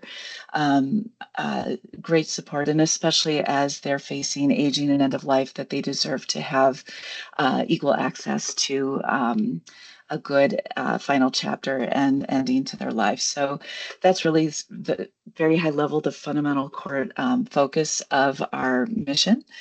I've been working with Carrie just more recently, the last several months since I stepped in, to really understand who our community folks are that we work with, that help support that mission across all of our divisions. There are aspects of every division, hospice, palliative, and PACE, where we really are providing uncompensated care because our focus is so much ensuring that we can say yes to our community when other folks may be saying no.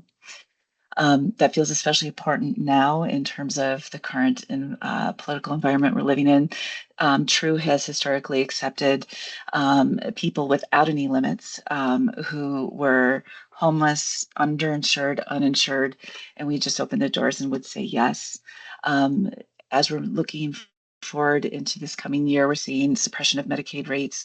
We're seeing folks who are being kicked off Medicaid.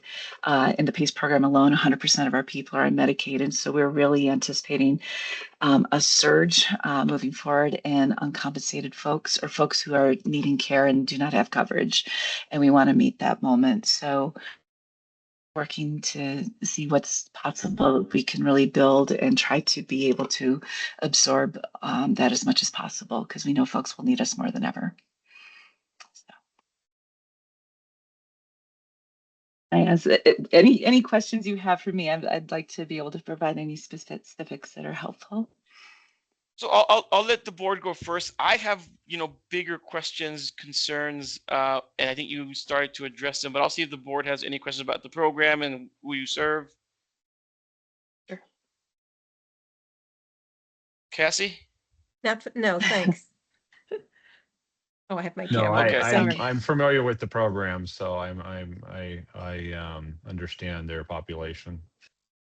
Okay, so I guess my biggest question, and again, I think you already started talking about this, Samantha. There's a lot of federal changes coming, right? There's going to be work requirements for Medicaid that could lead to a lot of, a lot of disenrollment. What is True doing? So talk to me more about what you're doing to prepare.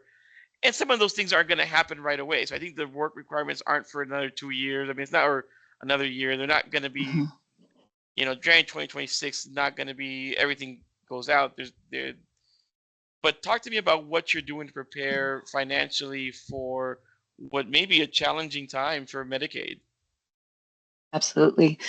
So we have Medicaid contracts across all of our program divisions, and we already have suppression of rates. So the state, you guys, I'm sure, live this every day. The state is working on absorbing a $1 billion hit to all Medicaid programs across the state in this current fiscal year, and they're really solving for that.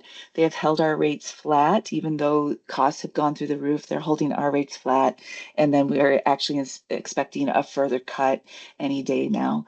What we're doing is we're really looking at how do we make sure we are providing all the care that's essential but also managing our costs really tightly, really looking at our contracts, making sure that at every opportunity we have, we are being really good stewards of those precious Medicaid dollars in particular, because we need to be able to continue delivering the services. We're also working closely across programs with the state around, as those changes and those reductions come through, where are the opportunities that they would be comfortable with us adjusting services, modifying services, that the care is still there and that we can continue delivering the care, but it just has to be as cost effective as it can be, because we can't and will not say no to any Medicaid beneficiaries who are needing services, obviously. So the question is, how do we do it, not whether we're doing it. In PACE in particular, and I know the focus has been a lot on hospice, but I can speak a lot to PACE. 100% of our patients are on Medicaid. And so we feel it's very incumbent on us to be as lean and as thoughtful in terms of how we're delivering those services, so we can continue to make sure everybody has access and everybody can receive the care that they deserve. A little bit about me too, because you're going to see me getting a little fired up at times. I'm a social worker by trade. I'm an LCSW, and this whole piece around social equity, social access, everything, the social determinants of health that so many of these folks are coming to with, that they have not just a recent history of being challenged, they have a lifetime of chronic poverty, a lifetime of not getting access for a lot of reasons, whether it's their race, their LGBT background, you name it. We see all of that come to our doors, and we are working very hard to continue to say yes, and ensure that they know that we are the safety net, we are the place they can come in Boulder County for when they need the care. And So then, Sam, so Did I Carrie, answer your so question, Alberto? I'm sorry. no, yeah, can no, I I want to add yeah. one thing in here too, Go ahead, Carrie. Sam, that you could probably explain, is that if you reading in our proposal, we talked about our new affiliation with St. Paul's, and that has been in the works for a couple of years. And I think a big part of the goal of that was to strengthen our foundations and prepare for sustainability, share operational costs, try to find ways where we can be more efficient, right, Sam? Absolutely. Yeah. So more cost effective, better quality services in more cost effective way. That's really, thank you for bringing that forward. That's been a big boon that's going to help us be sustainable, so we can continue providing this uncompensated care into the future. Another piece I'd like to add as well, and this is something our board is looking at right now, is building we're really committed to, over the next few years, creating a foundation and building a fund that really will be large enough to provide a sustainable way of throwing off money for uncompensated care, so that we can continue this mission as compensation reduces from the state and the feds, as it gets to be a more difficult environment to be able to provide the care. Healthcare landscape has always been challenging, but is getting really more difficult now. We want a really sustainable way of being able to say that every year we know that we have a fund that's going to throw off a certain percentage, that we can say we have X amount of dollars ready to be able to apply to uncompensated care, so that we're not as dependent on the local and state community to help us meet this mission. We have so many people coming to our door who want to support the mission. Everyone understands that we have really key parts of our community in Boulder County that are unevenly and unfairly impacted, and we want to make sure the money is there.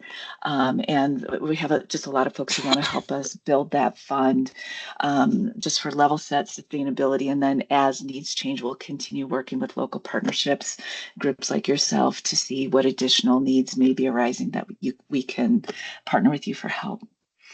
So Awesome. Well, we're not there yet. No, not there, but I want you to know we're moving towards sustainability. Like, that's a really key piece. We want to be able to continue serving the underserved, because it's just going to get worse. Go ahead. All right. So last question from me is, so talk to me specifically about what the ask is for. I mean, I understand the programs, but what is the ask for in this application, Carrie? Just so the board gets to hear from your voice about what specifically they're asking for.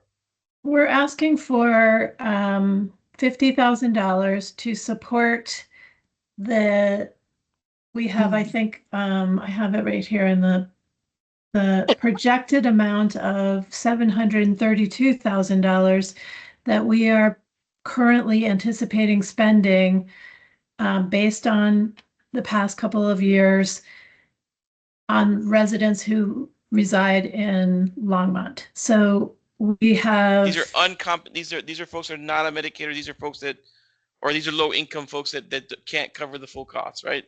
Correct. It's a combination of uninsured people, underinsured people, people who access our grief services, because our grief services program, which is provided to everybody in the community, regardless of if they are a true patient, anybody who's facing a loss of a loved one is welcome to receive grief services, and that is a program that we provide completely uncompensated.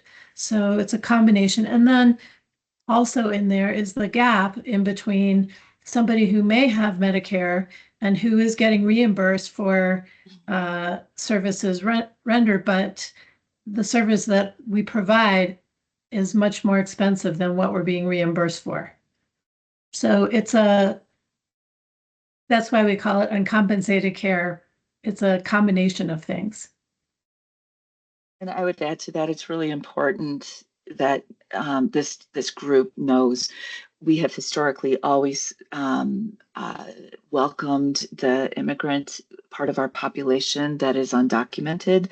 That is continuing to grow, and we expect that will continue. And that's critical. We never ask about status when folks come to our door. We just say, what do you need? And the answer is yes, let's get you under care. And so that is something that not only are we have been committed to, will continue to be very committed to, especially in this current environment. But we feel ever more that the onus is on us to figure out how do we offset, or how do we cover that cost so we can continue to help those folks have a place to go. Awesome. All right. Any more questions for Sam or Carrie? All right. Can I just If say not- thank you? Yeah, Thank go you ahead, for Carrie. the opportunity. I know you guys all volunteer time on the board, and Eliberto, you work so hard, and I know you're getting bombarded with lots of proposals. So we're very grateful for the opportunity to be able to be part of the process. And thank you for right. all you guys do to support the community. It's just good to know you all are there. So thank you. All right. Thank you, Thank Sam. you also. Thank you, Carrie. All right. Have a Thank good you. rest of Take the care. weekend. All right. Have a good You too. weekend. All right. Bye, everybody. All right. We are doing great on time. We have 3 minutes. Anybody need a bio break or anything like that? We're good? All right. Then let's go ahead and let Mark in from Dental Aid.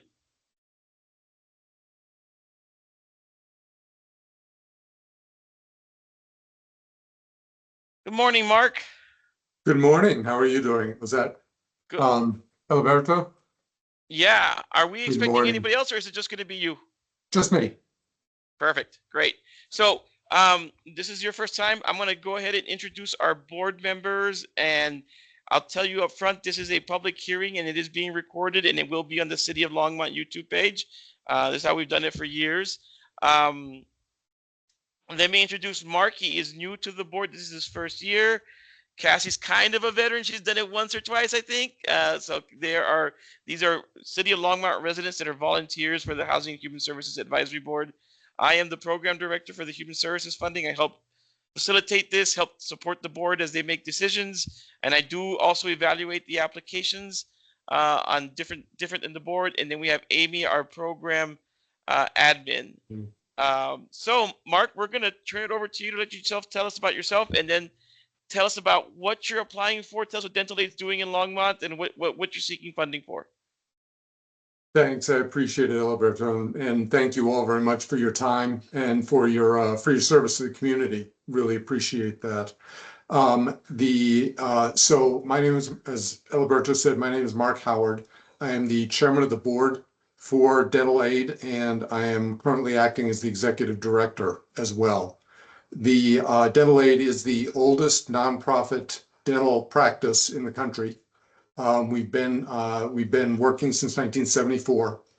We have 3 clinics in the county, one in Longmont, one in Boulder, and one in Louisville. We're on track this year to serve 5,000 patients. Our mission is essentially that nobody, because of any financial situation, deserves to be denied care. That anybody, regardless of financial situation, will figure out a way to provide you care. As a result, about 80 to 85% of our patients are either on Medicaid or they're uninsured. That is far more than any private practice will do. To give you a sense of what the need is out there, if you took, there are about just under 230 private practice dentists in Boulder County. If you took those 230 and said, let's say half of them actually take Medicaid, which is high, it's on the high side, but let's assume that half of them do, that they even accept Medicaid. And let's say that they took as many as 10% of their patient load with Medicaid, which is not unheard of, but is on the high side. And let's say that they saw 2,400 patients a year. Then that would provide, and that's also on the high side, then that would provide 30,000 appointments available from the private sector, from the private practices in Boulder County. There's 60,000 just Medicaid people in Boulder County. We serve not just Boulder County, but a lot of our patients come from Broomfield and Weld as well. So that gives you, and that's also one appointment per year. So the need is tremendous, and the private practices simply can't address it. So we and a couple of other that aren't focused just on dentistry, a couple of other groups are trying to do as much as possible to meet the needs of that population. And that is really who we are address ourselves to. We can, because we and what we do is we provide full state-of-the-art dental services. And our 5,000 patients range literally in age from 1 to 99. And we can do anything from routine checkups and cleanings to dental implants. We do that in large part because our providers, our dentists, they basically they'll accept Medicaid as their primary insurance provider. Medicaid, by the way, is, I'm sure you probably know, is by far the lowest reimbursement rate of any of the insurers out there. So the more that you accept Medicaid, the lower that you'll take. We have providers who are willing to accept that, and that's how we can stay in business. What we use our donor funding for is to pay for as much as possible for the uninsured that walk in our doors, and we have a lot of uninsured that walk in and just can't. They need dental care, and studies over the last several decades have shown dental care is really critical to overall health. And I can share a number of studies with you if you're interested in that, but it's become really well established that's a critical part of your overall health. It's not just a sidelight. So we really try to take care of anybody that walks in our door. What we have typically done with whatever we have gotten from community funding like this, like from the city of Longmont, is we've actually set that money aside. We don't recognize it as revenue until somebody needs it. And it is used strictly to pay for residents of Longmont who wouldn't otherwise be able to afford the care. And that's how, so we don't use it for operational funding. We don't bury it anywhere. We actually set it aside in our financials and designate that, and then we keep a list of who in this case would be the city of Longmont people who walk in and need that kind of funding. That's what we would use it for. So I feel very good about I'm very proud of the work that we do. I'm very proud of the people that we have doing that. With that, I can go on, but I will stop and talk with you about it. Yeah, no, first of all, I appreciate the straightforwardness of the request, right? This is basically, you are asking for $20,000 to help cover uninsured people for their dental care. So okay, so that's great. Yep. So I always appreciate simple, direct asks. That's appreciated. And so it says here, according to your application, that you are going to potentially serve about 1,300 folks in Longmont. Yep. you don't have any, you don't track income, but I guess the assumption is if they're uninsured or if they're underinsured, that they are very low income, right? Do you do a sliding scale for folks, or? We do not do a sliding scale. The way that we do it is we either, it's somewhat on a trust basis, but another indication is if they are responsible for a payment and we haven't seen anything for 30 or 60 days, we'll just use the funds to pay for it. That's one of the techniques that we use. Okay. But you again, I guess the assumption that the board is making is that you're primarily working with folks with low to medium income, Yes. right? Yes. We do see private pay patients. We will, I mean, we really don't turn anybody away. When we will see private pay patients, but no, we're very comfortable that the vast majority of people who walk in our door are uninsured or underinsured. Okay.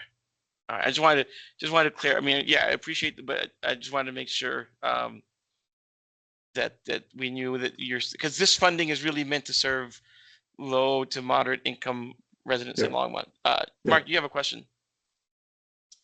Yeah, Mark, how do the residents of Longmont, how do you get the word out? How do the residents of Longmont know that they can come to one of your providers for this assistance? Is it, yeah, just talk to me a little bit about that.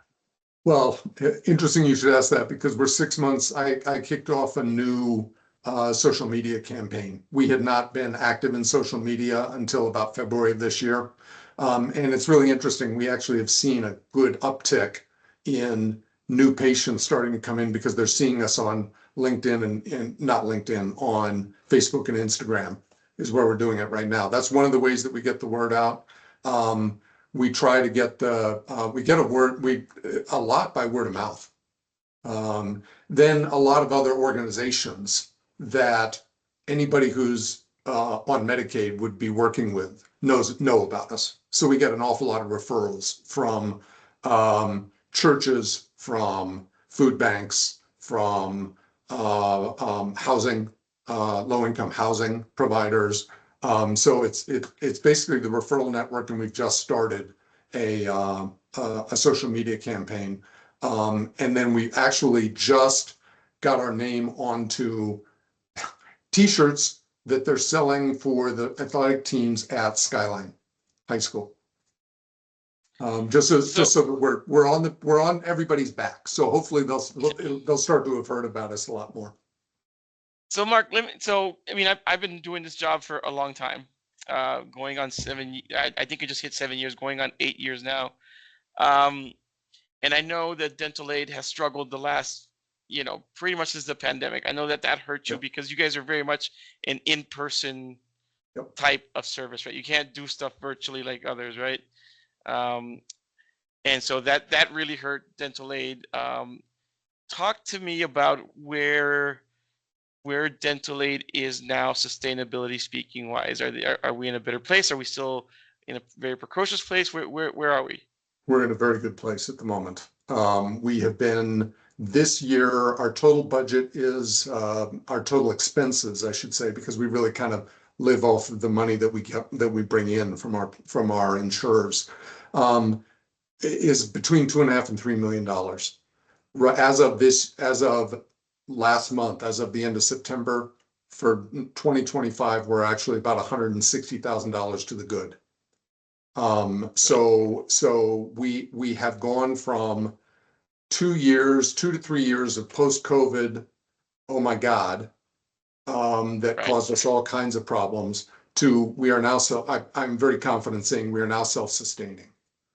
So I'm very comfortable now that we're going to be fine. Okay, good. Yeah, because I knew that COVID really, those agencies that you have to be in person, right? That hurt. Yeah. So, okay. Any other questions from the board? No? Cassie, no? Okay. No, thanks. All right. Then, Mark, thank you so much for your time. Appreciate, and it's good to hear that dental aid is moving forward and is doing well. Yeah. And if we have any other questions, I'll let you know. Well, we appreciate all the support that we've gotten from y'all in the past. And we hope that we can continue the relationship. It's been a good one. We appreciate it. All right, You all thank you, take Mark. Have a care. great rest of your weekend. Okay. Bye. All right, we got about 6 minutes, folks, and I am going to take a bio break. So I will be right back. Me too.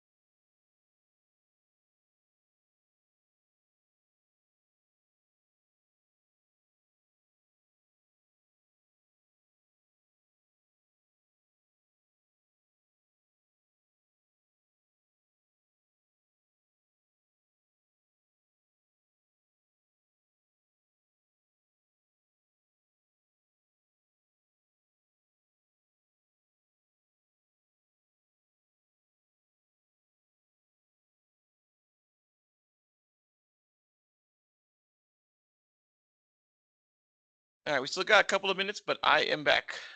Oops, for my camera's doing some weird stuff. That's better.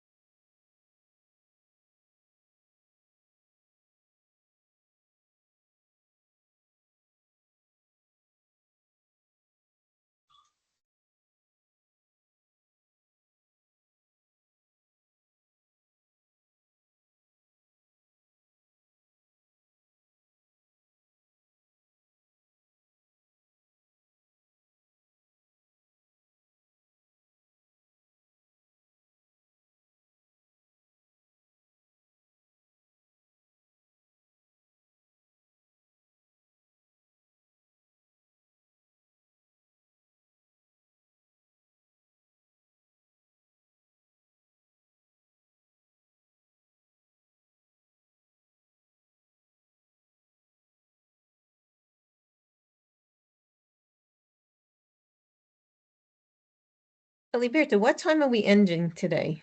Please. Our last one's at 12:15. Okay, because I have to go to work online at 12:30, but I should talk, I'll just have to jump right over. Yeah, and we may get done early. I don't know. So All I'm gonna right, let thanks. I'm gonna let I think Emily's with Amy. Is Emily with? Oh, Emily jumped off. All right, so let's let Sherry in. All right, here's Sherry. Hello. Sherry, can you hear us? I can. Can you hear me? Yes. Thank you for joining us. So welcome. So this is your first time, Sherry. Let me just go over some quick basics. This is a public hearing, so it is being recorded and will be on our City of Longmont YouTube page. I'm going to introduce our board members, and then I'm going to let you and our staff, and then I'm going to let you take over. Tell us what Rise Against Suicide is doing in Longmont and what you're applying for. And then that's it. It's pretty straightforward. So let me introduce Cassie, is a veteran of the board, I think, a couple of years now, Cassie? Second year, yeah. Second year. This is Mark's first year. And then my name is Liberto Mendoza. I'm the Human Services Program Manager. Amy is our admin. And so we're just going to turn it over to you to tell us your story and what you're applying for. Yes. So can I share my screen? Is that okay? I think you should be able to. Yeah. Okay. And Emily's not with you, right? Emily Harkle is not with you. I just want to make sure that Emily is not with you. Is not a member of your group. Doesn't be here. No, Emily's okay, not. Yeah. I don't know what Emily. Okay, then she might be for the next group. That's fine. She can wait in the lobby.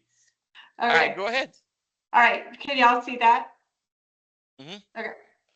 So Rise, I'm Sherry Burkhardt. I'm the executive director of Rise. I came to Rise in January of this past, or well, I guess it's this year, past fiscal year. And my background is that I'm a registered nurse, but I have worked in mental health my entire career. So I wanted to explain a little bit about why Rise exists, because I think that helps explain what we're doing. So this is a graph of the accrued suicide rates for Colorado youth ages 10 to 19, and it's from 2010 to 2020. And recently there has been some great information about the decrease in suicide rates, but I think this is helpful to understand that the suicide rates started rising way before the pandemic and really culminated in that 2020 timeframe with 100 deaths of Colorado youth to suicide. And Rise started actually back in 2009, so before this graph even began. So we've been serving youth, and our who we serve has been increasing as the need for services has been increasing. But what happened in 2020 and 2021 was that this need for services increase beyond the actual capacity of our system. And so in 2021, Ron Lee Liao, the Children's Hospital mental health in chief, declared a state of emergency. She was the first one to do that. And it was because not only were our rates rising so high, it was also because there was limited access to services to serve the need. So that's a little about why Rise is helpful, because we help fill in that gap. And so this is from the article in the Denver Post and in Boulder Daily Camera from Ron Lee Liao in the past few months, talking about the fact that even though we're seeing a decrease in rates, we are still seeing our youth not able to access those services. Only about 50% seek services, and then even then only 20% of those get high quality treatment. And the barriers that they are facing are numerous, but some of the top ones that we see is the financial barrier. And it can be that they are undocumented. It can't be that they don't have any insurance at all. It can be they can't afford the deductible, or they can't find a provider that actually takes their insurance, so therefore they can't pay for the services. And then we also see providers with limited availability, no openings, particularly in those after school hours. And then culturally relevant services. One particular area we address is our Spanish speaking population, because it is very difficult to access those particular therapists because there are not as many and they're in high demand. And then that lack of transportation, because if a student needs to be seen after school and the parents can't transport them, or just in general, they don't have any access to transportation for the services, that's a big barrier. So what RISE is doing and has been doing in Boulder County area since 2009 is addressing those barriers and providing timely access to funded therapeutic support. And we serve youth, really the youngest we've served is age 3 to 19. And we serve those that live in St. Vrain School District and Boulder Valley School District. So that sometimes there'll be some students that maybe bump up against that. Maybe they live in Weld and go to St. Vrain or something like that. But for the most part, that's our primary area of service. And so what we do is primarily we get our referrals through the school districts. So St. Vrain Valley School District and Boulder Valley School District partner with us. We have MOUs with them, and then our therapists can go into the school and see the youth. So we have a digital platform where the schools can make an online referral so that it makes it easy for them and connect with one of our therapists. Or someone can call us directly. So parents call us directly, other organizations reach out to us, Longmont Core, crisis services. We're connected with everyone to help fill in this gap in the community. And then a therapist, we have 36 therapists that are in our network that whoever the therapist and the school and the family will see if it's a fit. And then this happens really within 24 to 72 hours. And then once that connection's made, they decide the best location if the youth needs to be seen in school or after school. And then they get 10 to 12 funded sessions. And so it really fills that gap when a lot of times the wait time is 6 to 8 weeks or longer in our community. And so we're able to see them within that short time frame. And then right at the beginning, our therapists start identifying, are they going to need longer term services and help get on wait lists or things like that. So there's continuity of care if for some reason they still need to keep going after their 10 to 12 sessions. So in our fiscal year runs July 1st or to June 30th. So for 24-25, we had 525 referrals. And this has steadily increased every year that RISE has been in existence. And we funded 5,200 sessions of therapy. And then, like I said, we have 36 licensed clinicians. But the outcomes that we see, I'm not going to read all of them because you can see them. Obviously, our goal is to save lives. That is our ultimate goal. But some of our youth recently in St. Vrain District gave some testimonials to some of their therapists, and I just think this sums it up well. One said, help should be free to everyone, not just people who can afford it. Help should be accessible. RISE didn't let me fall through the cracks, even when I was so close to slipping. Regardless of social, economical, financial status, help needs to be available so that nobody, and then they put in all capitals, nobody falls through the cracks. I've learned to love life, to cope, to care, because I was shown how, not just told. I was led through every bump in the road so I could get through them by myself when I was ready. I'm writing to say I'm not the only one who is alive because of RISE. And then another one said, a couple of years back, I was at one of my lowest places I've ever been. I was struggling against hopelessness and loneliness. With RISE's help, I was able to regularly see a therapist who understood the pain I went through and helped me survive it. The experience with the therapist gave me coping skills and being able to helped me be able to live the life I deserve. I'm still alive today, and that is because, in a large part, Rise Against Suicide believed in me when I couldn't believe in myself.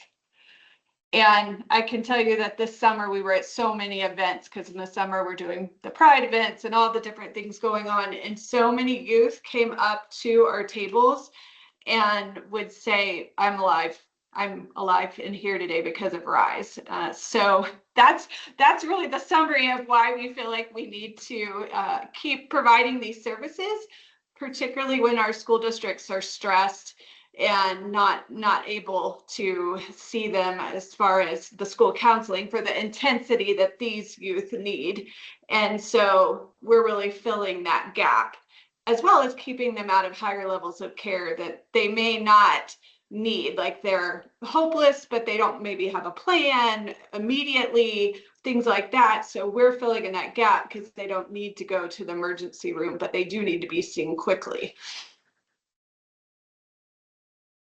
So for Longmont, our total ask for human services was 105. For City of Longmont, we were asking for 25,000 for 20 youth served. And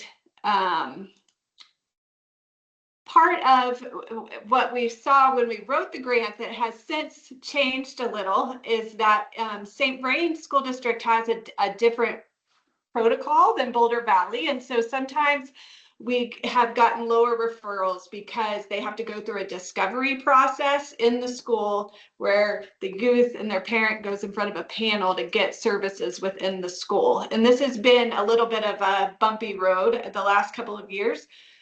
Since I came on, we've been working very heavily with the administration at St. Vrain to smooth out the process. And I can say that we have, because we have already had 24 referrals from St. Vrain since school started, and about 15 new referral sources from the school. And last year we had lower numbers all the way around. And so that's already, we're seeing the impact of really working hard to collaborate and work within St. Vrain's system. And then Boulder Valley continues to just increase in their referrals as well. So that's just a little summary of who we are. So what questions can I answer? Yeah, I was gonna ask, any questions from the board? So I have a quick one. So you mentioned that you had to have, well, for one program, the youth and the parents had to come to. I'm just wondering if doesn't that make it harder? Because sometimes the youth probably don't want their parents involved. So, well, what we've done with that, so Rise sees youth according to the House bill that allows youth 12 and older to consent to therapy. So if for some reason they do not want a parent involved, they have that option. We do encourage a trusted adult in some way because that provides best outcomes. To be seen in the school, St. Vrain they want the parent involved. And so if for some reason that youth doesn't, then the school counselor points them to Rise directly. And then they may not be seen in the school, but they can still be seen by a Rise therapist. And we just make different arrangements outside of school. Thank you very much. Hopefully that helps. It's not a Rise policy, but we're all working together to make it happen. Thanks. Can you stop sharing so we can have so that we can see everybody better? Sorry, yeah. No worries. Any other questions for Sherry?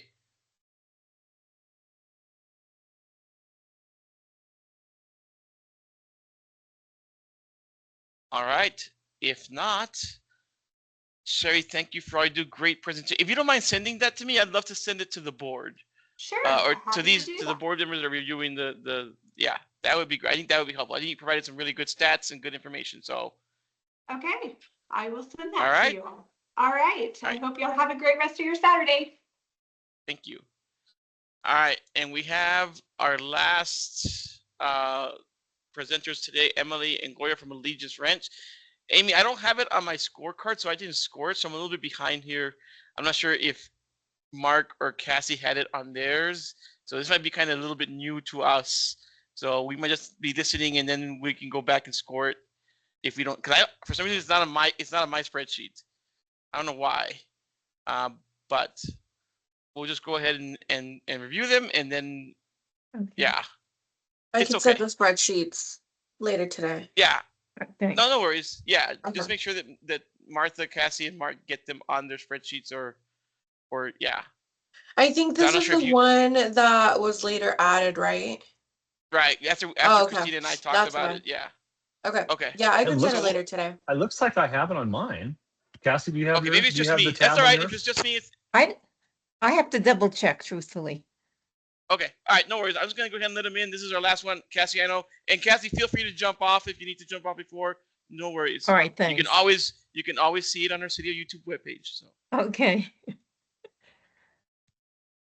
all right. Hello. Hi, Emily. Hi, Gloria. Oh, we lost Gloria. Oh, No, I hear still you, there? but yeah, That's all I right. don't We know don't. why you can't That's see all me. right. There we go. Well, there you go. All right, welcome. Since this is a new agency to applying, let me just do some background. So this is a Housing and Human Services. We have 2 Housing and Human Services Advisory Board. These are Longmont residents that are reviewing all the applications. This is a public hearing and is being recorded and will be on the City of Longmont YouTube page. My name is Eliberto. I am the Human Services Program Manager. Amy is our Program Admin. Cassie is a 2-year Housing and Human Services Advisory Board member. Mark this is his first year evaluating applications. So we're going to turn it over to you and ask you to tell us what you're applying for, what you're doing in Longmont, who you're working with, and then we will, if we have questions, we'll stop you along the way. Sounds great. Gloria, would you like to start? Sure. So my name is Gloria Timmons. I'm the executive director for Allegiance Ranch and Equine Rescue. We're here in Erie, kind of bordering parts of Longmont in our vicinity, but we are a nonprofit formed about 8 years ago, providing a sanctuary for at-risk horses and rehabilitating them. And as a result, they're able to serve as basically equine therapists to veterans and first responders. We have found there's been a lot of you live in today's world, lots of challenges for veterans upon leaving the military. We also have an active military community. And then we have partnered in the last couple of years with first responders as well, both police and fire. Mm-hmm. And essentially, we're offering programs to provide them with emotional and mental support programs. The 2 most critical, I would say, and the ones that we're seeking funds for are therapeutic horsemanship clinics, and the other is for our weekly equine groups. And essentially, the weekly, both the clinics and the weekly groups, we partner with a licensed therapist who is certified in equine assisted therapy, and she works with these folks to kind of help them navigate whatever challenges they're facing.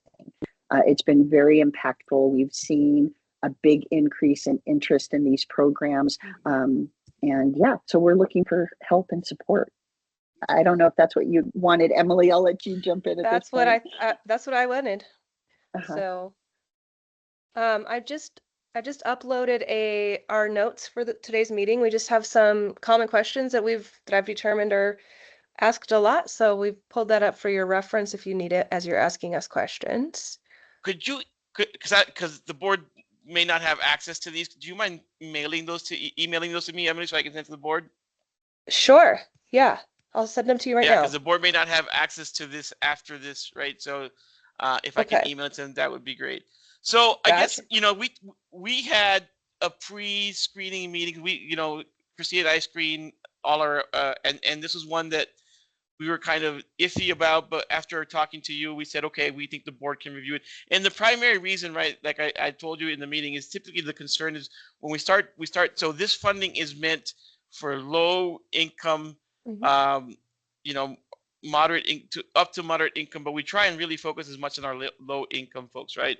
And so, you know, a lot of times veterans are in that situation as they're trying to get back in. First responders, you know, there are other agencies that have applied for first responders, and we're kind of iffy on that because we know what our first responders make in Longmont, right?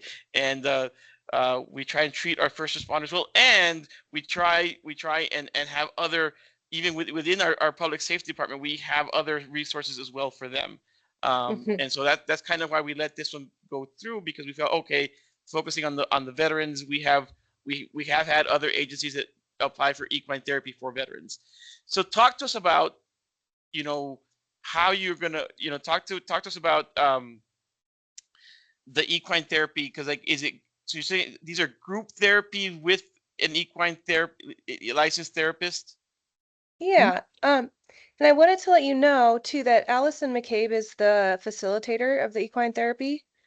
She used to be one of the head facilitators at Medicine Horse. She's amazing. So Oh yeah. she she holds these groups weekly, and she brings a lot of veterans in to the groups. But those are more like actual experiential group therapy outside on the ranch. And then the horsemanship clinics are definitely more therapeutic in that she's there, and they're also being taught these horsemanship skills, but she's there to help point out different things, and also so they can just come up to her and talk to her about what's going on with them. So she's present in every situation, I do believe, right, Gloria?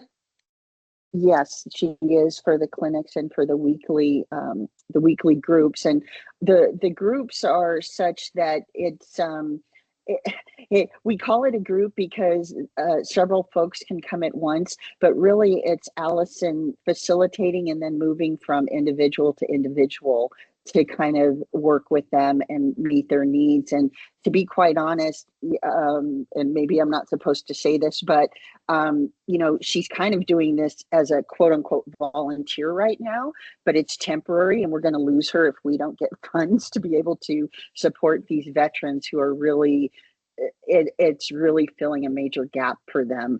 Our horsemanship clinics, we rotate the veterans through basically 3 stations. The station that Allison facilitates is really one-on-one work with a horse, doing kind of that like connective piece. You know, horses have this very healing ability and intuitive. And so the veteran experiences, like if they're feeling very like hyped up and stressed, they see the reaction in the horse. And so it kind of helps them become more grounded and learn how to manage those emotions better. So she manages that one portion of our clinics when we run those.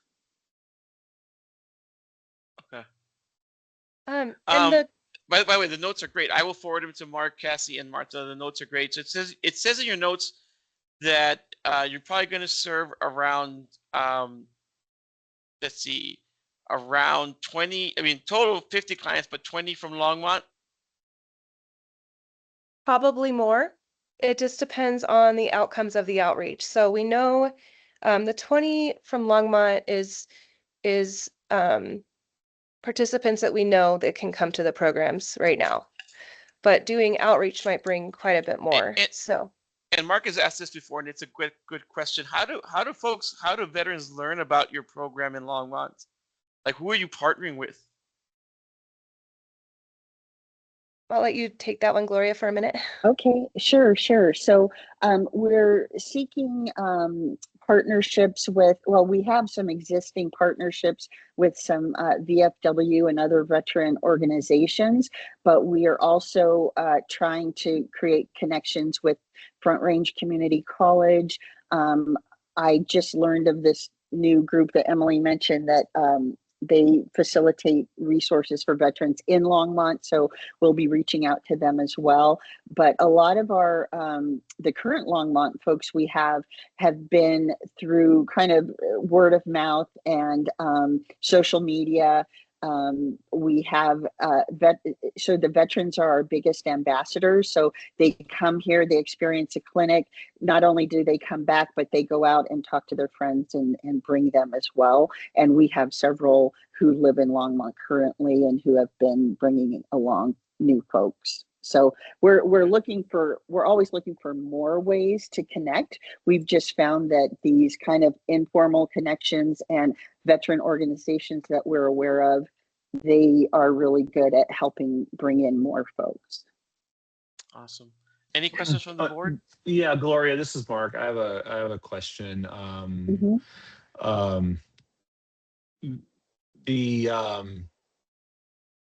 Maybe you already answered this. I'm just thinking.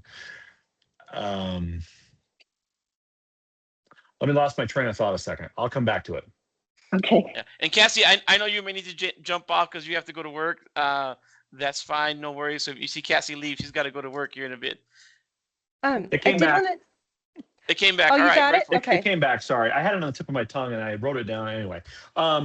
So for the veterans that attend a clinic, is it a clinic? Is it a once and done? Is it a series of appointments? How does that work? Is it for the Yeah, so we market the clinics as kind of a like one and done. However, we actually use it as a tool to just get them in the door. You know, people, and we also call them horsemanship clinics and don't really talk about the therapeutic aspects because we know that sometimes that will scare them off.